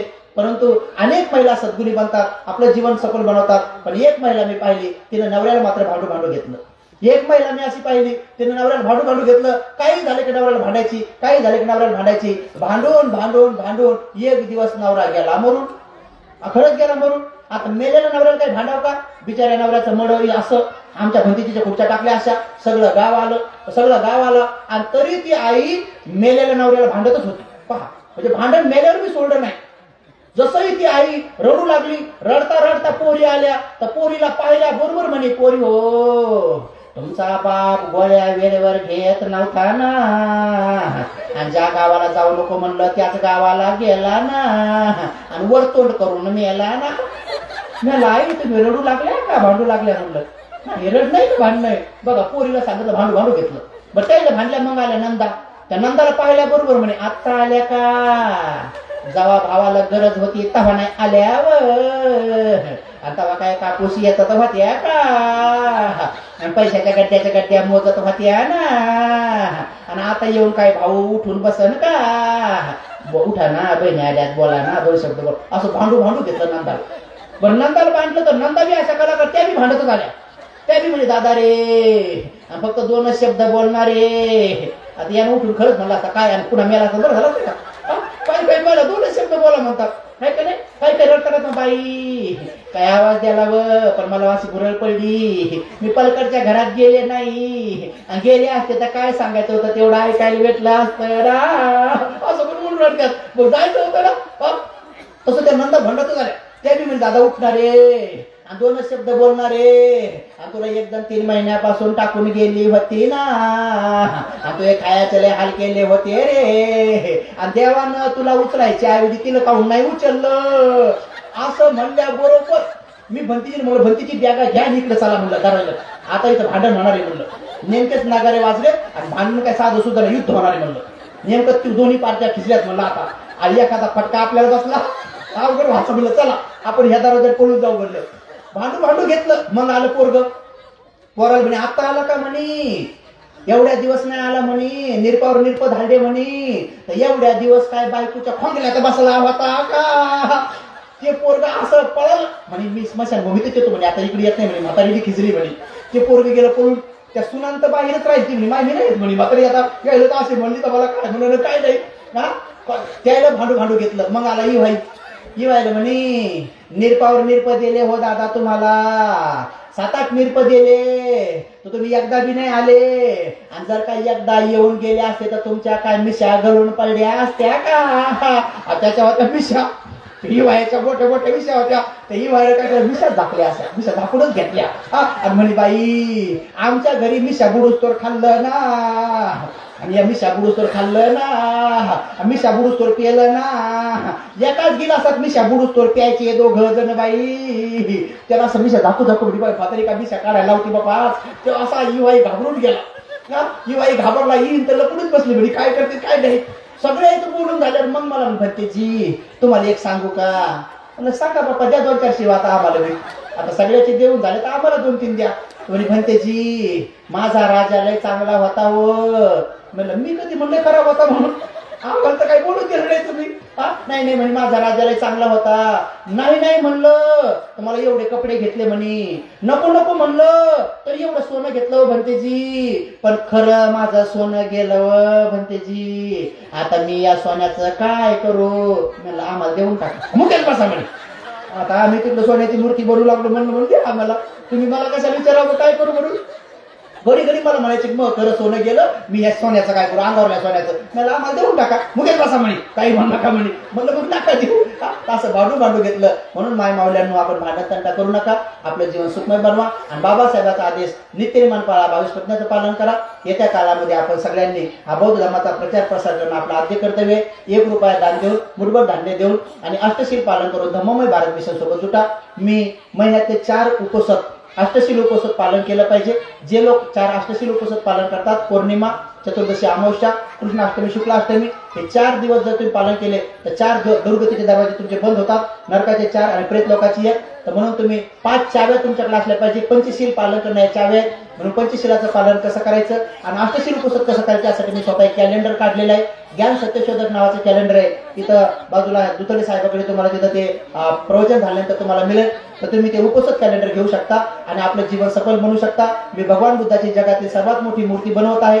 त्यासाठी कोणाला जर तांब, पितळ, चांदी, सोनं ज्यांना कोणाला दान करायचं असेल, 5-6 क्विंटल तांब पितळ आलंय, 2 क्विंटल चांदी बी आली, 2 किलो चांदी बी आली आणि 1 किलो सोनं बी आलंय, 22 किलो सोनं पाहिजे. आणि म्हणून कोणाला असं वाटलं की सुगंधी काय वदनं अनंत गुणगंधीना सुगंधीना हंगंधीना पूजे आम्ही तथागतन, तथागताच्या मूर्तीसाठी जर चांदी सोनं द्यायचं असेल तुम्ही ते पुण्य करू शकता. एवढा संदेश देऊन धम्मदेशना समाप्त करतो. सर्वांचं मंगल हो, सर्वांचं कल्याण हो, सर्वजण सुखी हो, सुखी हो, सुखी हो. साधू साधू साधू. श्रीलंकेची एक सहल आहे. 14 मार्चला माझा जन्मदिवस आहे. मरता मरता वाचलो म्हणून श्रीलंकेला संघदान करायसाठी चाललो. ज्यांना असं वाटलं की श्रीलंकेच्या भिक्खू संघाला भोजन दान देण्यासाठी, सुगंध कुटीची पूजा करण्यासाठी किंवा कोणाकडे पासपोर्ट असेल त्यांना श्रीलंकेला यायचं असेल सोबत, तर 50 लोक झालेले आहेत. तर जर कोणाला असं वाटलं यायचं आहे तर ते माझ्यासोबत संपर्क साधू शकता आणि कॅलेंडर घेऊन धम्ममय भारत मिशन सोबत जुटू शकता. सूचना संपली. यानंतर आशीर्वाद गाथा होईल. आशीर्वाद गाथा झाल्यानंतर मग तुम्ही कॅलेंडर घेऊ शकता, दान करू शकता. म्हणा साधू, म्हणा सगळेजण साधू साधू साधू.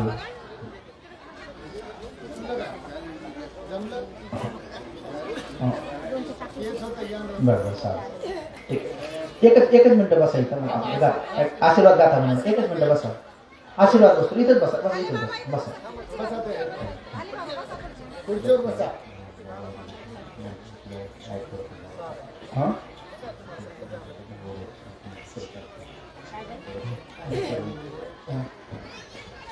श्रद्धावान उपासक उपासिका, बालक आणि बालिकांनो, महाराष्ट्रामध्ये अनेक अशी काही भिक्षू संघ आहे किंवा अनेक अशी काही उपासक उपासिका आहेत की ज्यांनी मोठं जोमानं धर्माचं काम केलेलं आहे. परंतु काही साहित्यिक पण असे आहेत, काही कवी पण असे आहेत की ज्यांनी खरंच बाबासाहेबांच्या चळवळीला प्रामाणिकपणे पुढे नेलेलं आहे. परंतु काही गायक पण असे जसं वामनदादा सारखे की ज्यांनी पूर्ण रूपानं बाबासाहेबांच्या या चळवळीला ताकदीनं पुढे नेलेला आहे. म्हणून महाराष्ट्रातल्या सगळ्या गायकांना पेन्शन सुरू करावी, त्यांना पगार सुरू करावा. जे खरंच निर्व्यसनी आहेत, जे खूप चांगले आहेत, त्यांच्याप्रती सगळ्यांनी मोठ्या प्रमाणात ते केलेलं आहे. आजचे गायक जे बनवलेले आहेत ते लहानपणापासून मी त्यांना पाहिलेलं आहे. माझ्याजवळ लहानचे मोठे वाढलेले आहेत. हा निर्व्यसनी गायक, त्यांच्या वडिलांनी जीवनभर वामनदादाची सेवा केलेली आहे आणि वामनदादाची सेवा करून लहानचा मोठा झालेला आहे. हा सुंदरसा गायक उभरतं फुल आहे. अवश्य तुम्ही या गायकाचे गाणे ऐकून गेले पाहिजे. हा गायक इकड तिकडचे गाणे नाही, स्वतःचे गाणे हे करतो, स्वतःचे गाणे बनवतो. आणि म्हणून हा वामनदादांच्या चळवळीत ज्यांचा बाप सेवा करत करत वामनदादा ज्यांच्या घरी राहिले, वामनदादाच्या अंगा खांद्यावर वाढलेला जो गायक आहे आज बोलवलेला औरंगाबादचा जाधव मेघानंद, मी जिथे राहतो तिथेच राहतो. मेघानंद हा खूप चांगला गायक आहे. त्यांचे वडील वामनदादाचे खूप चांगले सेवक होते आणि सगळे परिवार निर्व्यसनी परिवार आहे. अनेक भरपूर गायक दारू पितात, मान्य खरं आहे. परंतु अनेक गायक जे आहेत बिलकुल दारूला शिवत सुद्धा नाहीत, दारूकडे पाहत बी नाही. जसं की विठ्ठल उमप दादा गाणं म्हणता मेले. या लोकांनी मोठी चळवळ उभी केलेली आहे. ते जलसे होते त्या काळामध्ये आपले अनेक गायक होते. त्यांनी जलशाच्या माध्यमातून याच्या माध्यमातून हे केलेले. म्हणून या लोकांसाठी एक ठराव सुद्धा पास केला पाहिजे की गायक लोक पुढे चालून म्हातारे झाल्यानंतर या लोकांना पेन्शन सुद्धा शासनाने सुरू केली पाहिजे. आज आपल्याकडे जे सर्वात फेमस असलेले गायक जे होते पूर्वी चालून, ज्यांचे गाणे धम्माचं रतन करीतो कथन, जीवाच्या पल्ल्याड करावं जतन, पोखरीकर साहेब जे आज आहेत तर त्यांचे खूप हाल आहेत. पोखरेकर साहेबांना आजकाल कोणी गाण्याला पण बोलवत नाही, पण त्याची व्यवस्था पण नाही. मला एका भंतेची कोण कळलं, त्यांची आई सुद्धा 100 वर्षाची आहे आणि पोखरेकर साहेब सुद्धा सध्या म्हातारे झालेले आहेत. तर या गायकांना लक्ष दिलं पाहिजे, त्यांचा फोन पे विचारला पाहिजे, त्यांना फोन पे न यानं त्यांना पैसे पाठवले पाहिजे. अनेक गायक जे आहेत त्यांनी उभं आयुष्य या चळवळीला वाहून घेतलेलं आहे. या चळवळीसाठी पूर्ण रूपानं घरदार सोडून लेकरा बाळाकडे लक्ष नाही देत, जीवनभर या गावातून त्या गावातून जातात. अशा निर्वेशनी गायकांच्या पाठीमागे उभं राहिले पाहिजे. त्यांच्या लेकरा बाळाची एकदाच फी भरून टाकली पाहिजे. 1,00,000-2 लाख जर समाजात कोणी असेल एकदाच भरून टाकली पाहिजे. निश्चित आपली शाळा सुरू झाल्यानंतर मी सगळ्याच गायकाकडे जाऊन ज्यांचे ज्यांचे लेकरं माझ्याकडे टाकले तर त्यांच्या सगळ्याच लेकराचं शिक्षण फ्री करण्याचं मी आज वचन देतो की निश्चित स्वरूपात त्या गायकांची सगळेच लेकरं असतील. म्हणून पुन्हा एकदा तुम्हाला सांगतो की जे निर्वेशनी गायक आहे अशा गायकांना बोलवत जा, त्यांना तुम्ही उपदेश हे करत जा, त्यांना दानपुण्य करत जा, पण मात्र पिणाऱ्या खाणाऱ्या गायकापासून तुम्ही सावध राहा, एवढं निश्चित स्वरूपात करा. पण आजच्या गायकाच्या संदर्भात मी लहानपणापासून मी तिथं लहानचा मोठा झालो. मी भिक्षू होण्याच्या अगोदर त्याच नगरात राहत होतो जिथं की आज बोलवले जे गायक आहेत ते आपल्या सगळे येत आहेत. सगळ्यांनी त्यांचं पण गायन ऐकावं एवढी सूचना देतो. आणि या ठिकाणी सूचना सगळ्यांनी त्यांचं टाळ्याच्या गजरामध्ये स्वागत करायचे की ज्यांच्या घराण्याला वामन दादाचा वारसा लाभलेला आहे अशा गायकांचं आपल्या सगळ्यांना आज गायन ऐकायचं आहे. आले तर पोहोचले नाही वाटतं, थोडा वेळ आहे का नो पोहोचलेत का? अच्छा ठीक आहे, थोडं चाय पाणी घेत असतील तर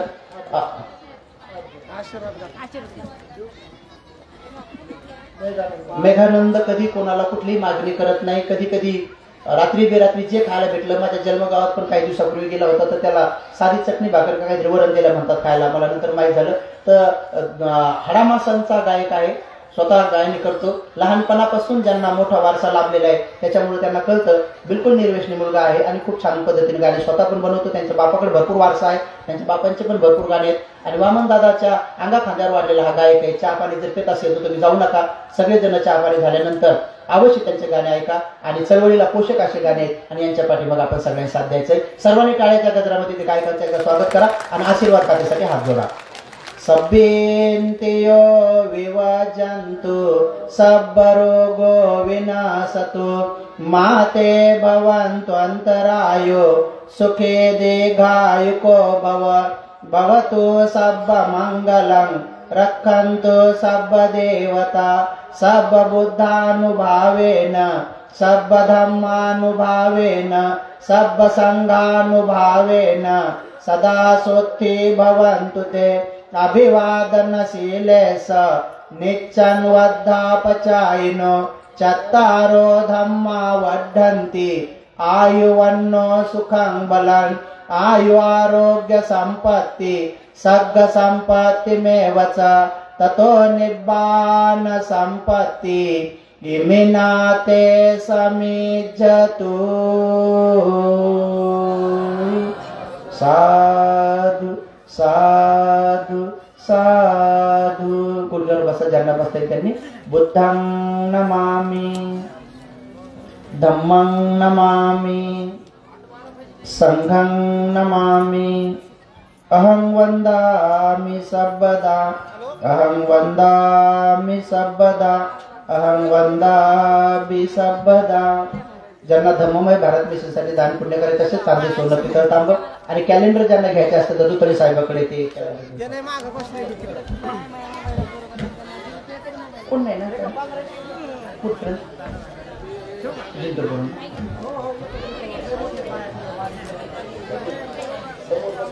आमच्या आई काय ना जयश्री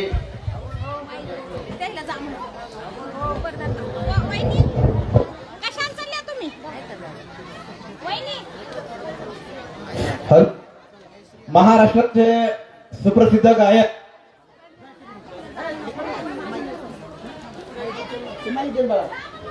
जयश्री आई जयश्री आत्माराम नन्नवरे हा आईनं आताच कानातले सोन्याचे शेलू यांनी आताच कानातले सोन्याचे भगवान बुद्धाची जगातली सर्वात मोठी जी मूर्ती बनणार आहे, जिचा पूर्ण चेहरा सोन्याचा आणि डोळे हिऱ्याचे राहणार आहे, बोधिचिन्ह हिऱ्याचं राहणार आहे. त्या मूर्तीसाठी सोनं दान दिलेले सगळ्यांनी साधू म्हणा. सगळेजण 365 रुपये सुद्धा या परिवाराने दान दिलं. त्या परिवारासाठी सगळेजण मंगल मैत्री करा. ज्यांना कॅलेंडर पाहिजे असेल ते इकडे दुसरे साहेबाकडे कॅलेंडर मिळते. कोणीतरी मग असे हांडा तांबा पितळ आणलं होतं ते पण इकडे घेऊन या. मग असते मला भेटले होते उपासक तर ते हांडा तांबा पितळ आणले ठेवा नाही 1 ग्राम सोन्याचं आहे त्या परिवाराने दिलेलं. ज्यांना दान पुण्य करायचं ते 5-10 मिनिटं मी आहे, त्याच्यानंतर बोलायला जाणार आहे. तर ज्यांना असं वाटलं ते दान पुण्य करायचं. हो हो घ्या. हां हां या. कॅलेंडरवर माझा नंबर आहे. कॅलेंडरवर फोन पे आहे, गुगल पे आहे, पेटीएम आहे, QR कोड आहे, माझ्या चॅनलचं नाव आहे. ज्ञान सत्यशोधक चॅनलला, यूट्यूब चॅनलला सबस्क्राईब करा. घरी बसल्या तुम्हाला सगळे प्रवचन ऐकायला मिळतील. सुखी हो, खूप मंगळ हो, तुमचे सगळे घरदार सुखी हो, आनंदी हो, निर्बाणासाठी पुण्य सहाय्य काय झालं काय चाललंय का आता? सुखी हो, सुखी हो, सुखी हो. हा काय ना प्रमिला ताई, महाराष्ट्राचे सुप्रसिद्ध गायक मेघानंदी जाधव यांचा भीम व बुद्ध गीतांचा सांस्कृतिक कार्यक्रम अवघ्या काही क्षणामध्ये सुरू होत आहे. तरी सर्व उपासक उपासिकांना सूचना की आपण सर्वांनी पेंडॉलमध्ये येऊन विराजमान व्हायचं आहे. मेघानंद जाधव यांच्या संचांना सूचना करतोय की आपण लवकरात लवकर स्टेज आपल्या ताब्यामध्ये घ्यायचं आहे. नाव सांगा नाव. महाराष्ट्राचे सुप्रसिद्ध गायक सुमन मिलिंद लाटे यांनी चांदी व सोन्याची मणी देऊन त्या परिवाराने दान पुण्य केलेले आहे. सर्वांनी त्यांसाठी साधू म्हणा. आई तुमचं नाव. महाराष्ट्राचे सुप्रसिद्ध गायक मेघानंद जाधव यांचा भीम व बुद्ध गीतांचा सांस्कृतिक कार्यक्रम सुद्धा अवघ्या काही क्षणामध्ये सुरू होत आहे. तरी सर्व उपासक उपासिकांना सूचना की आपण सुद्धा या गायनाच्या कार्यक्रमाचा लाभ घ्यायचा आहे. प्रमिला ताई, प्रमिला मेघानंद जाधव यांना प्रमिला सूचना मारुती करतोय आठवले की आपल्या संचासह आपण या लवकरात लवकर परिवारांनी मंचावरती यायचं आहे. या ठिकाणी मोठी टाकी आणलेली भगवान बुद्धाच्या मूर्तीसाठी, या परिवारासाठी सुद्धा मेघानंद जाधव यांना सूचना धर्म आहे आहे ते सगळ्यांनी साधू म्हणायचे. सगळ्यांनी लवकरात लवकर आपलं संचासहित आपण मंचावरती यायचं आहे. हे कोणाची चांदी आहे? काय ना शालिनीताई लाटे यांनी सुद्धा नाकातली नथ या ठिकाणी दान केलेली आहे. सगळ्यांनी साधू म्हणायचं आहे. या परिवारासाठी साधू. गायकांनी लवकरात लवकर इकडे स्टेजकडे यायचं आहे. मेघानंदांनी सगळ्यांनी त्यांची चाय पाण्याची व्यवस्था. मेघानंद जाधव यांना सूचना करतो की आपण लवकरात लवकर मंचावरती यायचं आहे. साधू साधू साधू साधू. सर्व उपासक उपासिकांना सूचना करतो की आपण पेंडॉलमध्ये येऊन बसायचं आहे. हो ना. अवघ्या काही क्षणामध्ये महाराष्ट्राचे सुप्रसिद्ध गायक इकडून या, इकडून. मेघानंदी जाधव यांचा भीम व बुद्ध गीतांचा सांस्कृतिक कार्यक्रम सुद्धा होतो. अवघ्या काही क्षणामध्ये सुरू होत आहे. साधू साधू. कॅलेंडर जर कोणाला असेल तर डाव्या साईडला आहे. अवघ्या 2-3 मिनिटांमध्येच गायक स्टेजवर येतील. तर सर्वांनी खाली बसून घ्यायचं आहे. पितळाचे भांडे. नंतर मी परभणीची सर्व उपासक उपासिकांना सूचना करतोय की आपण कॅलेंडर कॅलेंडर पेंडॉलमध्ये येऊन बसायचं आहे.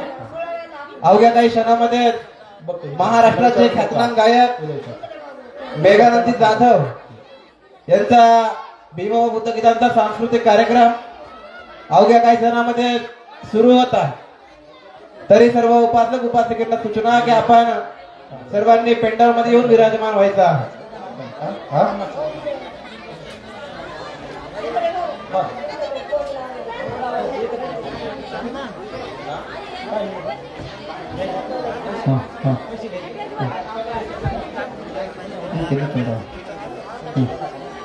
महाराष्ट्राचे सुप्रसिद्ध गायक मेघानंद जाधव यांना सूचना करतोय की आपण लवकरात लवकर मंचावरती यायचं आहे. काय ना मीना रमेश वाघ यांनी सर्व उपासक उपासिकांना सूचना करतो की आपण सगळ्यांनी त्यांसाठी पेंडॉलमध्ये येऊन बसायचं आहे. अवघ्या काही क्षणामध्ये महाराष्ट्राचे सुप्रसिद्ध गायक मेघानंद जाधव यांचा भीम व बुद्ध गीतांचा सांस्कृतिक कार्यक्रम दीपालीताई पंडित वावळे, आमच्या प्रीतीताई लाडगे आणि संपूर्ण ह्या उपासिका जिंतून आल्यासाठी एकदा साधुकार करा सगळेजण. साधू साधू साधू.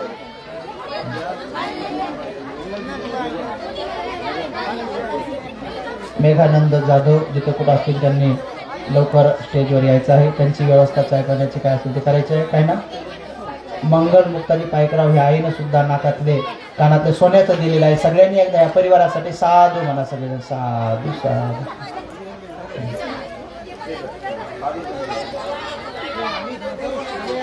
अच्छा अच्छा. अवघ्या 2-3 मिनिटांमध्येच मी मुलाव्याला जाणार आहे. तर गायक बंधूंनी स्टेजवर यायचं आहे. बाकी ज्यांना कॅलेंडर पाहिजे असतील, कॅलेंडर थोडेच आहेत, तर कॅलेंडर डाव्या साईडला आहे. या जमिनीच्या डेव्हलपसाठी दानपेटीमध्ये सगळ्यांनी दान पुण्य करायचं आहे. आणि धम्ममय भारत मिशनचा चांदी सोनं पातळ ज्यांना वाटलं त्यांनी माझ्याकडे द्यायचं, पण बाकीचं दान इकडे मात्र दानपेटीत करायचं आहे, पुण्य अर्जित करायचं आहे सगळ्यांनी. गायक बंधूंनी स्टेजवर यायचं आहे. ज्यांना फोटो काढायचे फोटो, ज्यांना माझा मोबाईल नंबर पाहिजे तर कॅलेंडरवर माझा मोबाईल नंबर आहे, फोनपे आहे, गुगल पे आहे, पेटीएम आहे, सगळे QR कोड आहे, चॅनलचं नाव आहे, सगळं काही त्या कॅलेंडरवर आहे. त्यांचा फोटो काढा, फोटो काढा. हां त्यांचा हां का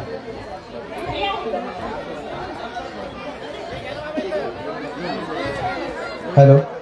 सर्व उपासक उपासकांना सूचना की आपण पॅन्डलमध्ये या. अवघ्या काही क्षणामध्ये महाराष्ट्राचे सुप्रसिद्ध गायक मेघानंदजी जाधव यांचा भीमा बुद्ध गीतांचा सांस्कृतिक कार्यक्रम अवघ्या काही क्षणामध्ये त्या कार्यक्रमाला सुरुवात होणार आहे. सर्व उपासक उपासकांना सूचना करतो की आपण पॅन्डलमध्ये यायचा. अतिशय सुंदर अशा आवाजामध्ये प्रबोधन करत मेघानंद जाधव यांच्या वाणीतून भीम बुद्ध गीतांचा सांस्कृतिक कार्यक्रम अवघ्या काही क्षणामध्ये सुरुवात होणार आहे. तरी सर्व उपासक उपासकांना सूचना करतो की आपण सर्वांनी पेंडॉल मध्ये यायचं आहे.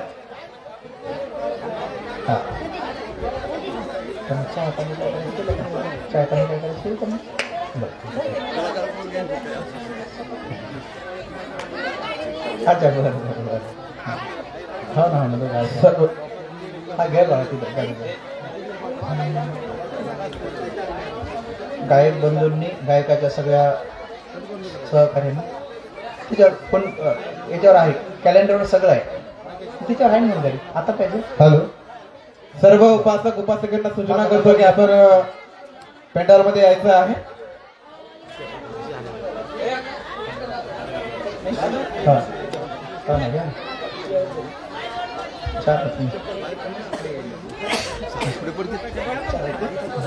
दादा तुमचं डोकं दिसायला तिथं.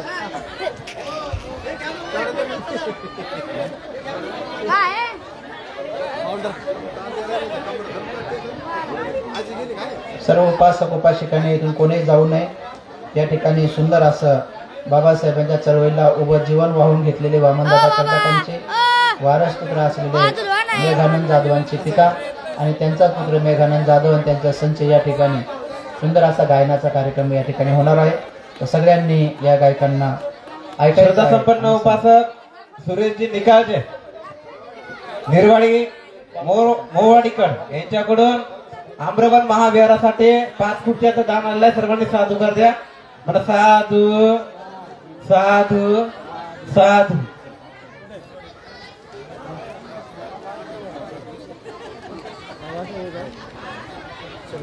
महाराष्ट्राचे सुप्रसिद्ध गायक मेघानंद जाधव यांना सूचना करतो की आपण लवकरात लवकर स्टेज आपल्या ताब्यात घ्यायचंय.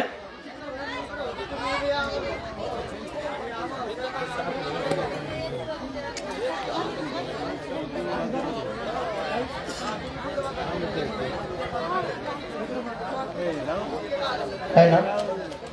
हा मीना कैलास मोरे यांनी सोन्याची काळी या ठिकाणी भगवंताच्या मूर्तीसाठी दान दिलेले आहे. सगळ्यांनी या परिवारासाठी एकदा साथ दे म्हणा सगळ्याचा. यांचा फोटो पण काढायचा.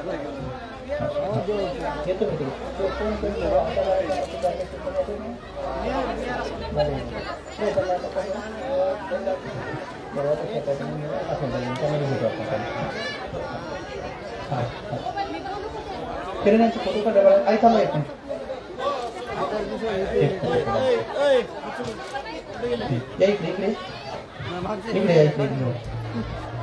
इकडे बघा तिथे जवळ जवळ. मला काय माहित नाही, मी काय मला खाऊ त्याचा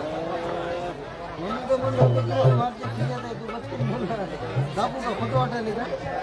कॅलेंडर थोडेच राहिलेले आहेत. जर त्यांना वाटत असेल तर कॅलेंडर लवकरात लवकर घेऊन जा. आता अवघ्या 2 मिनिटांमध्ये मी मला उपासक उपासिकांना सूचना की आपण सर्वांनी पेंडॉलमध्ये येऊन बसायचं आहे.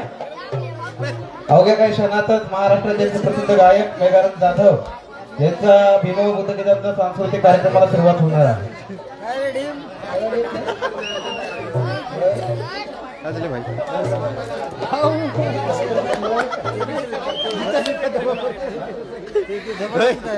अवघड आहे अवघड. भैया त्या काकूची फोटो मार रे.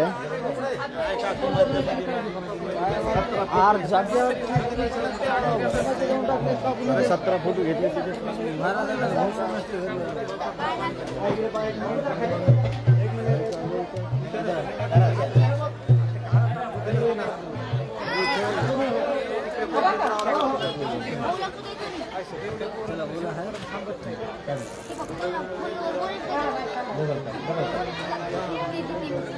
थांबा थोडं सेट होऊ द्या सगळं नंतर मग सेट करू.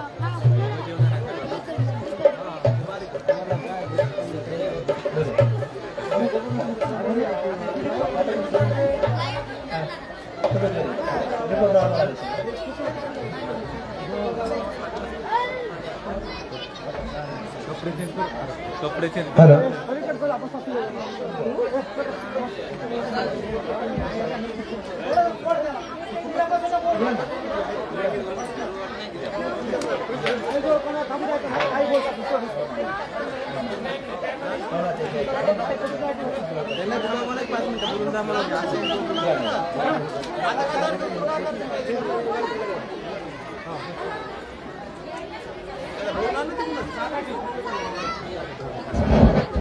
हॅलो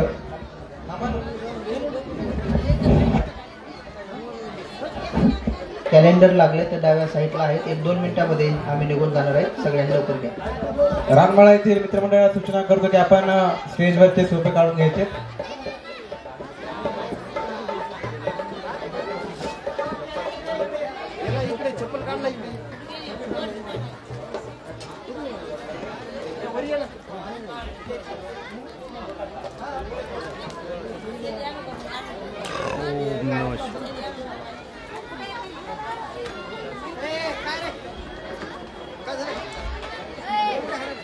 दत्तरावजी नेमले पाटील जे की एलदेरीचे आहेत, यांचं सुद्धा या धम्म परिषदेच्या निमित्तानं ही धम्म परिषद त्यांचं शब्द समूहाने स्वागत करीत आहे.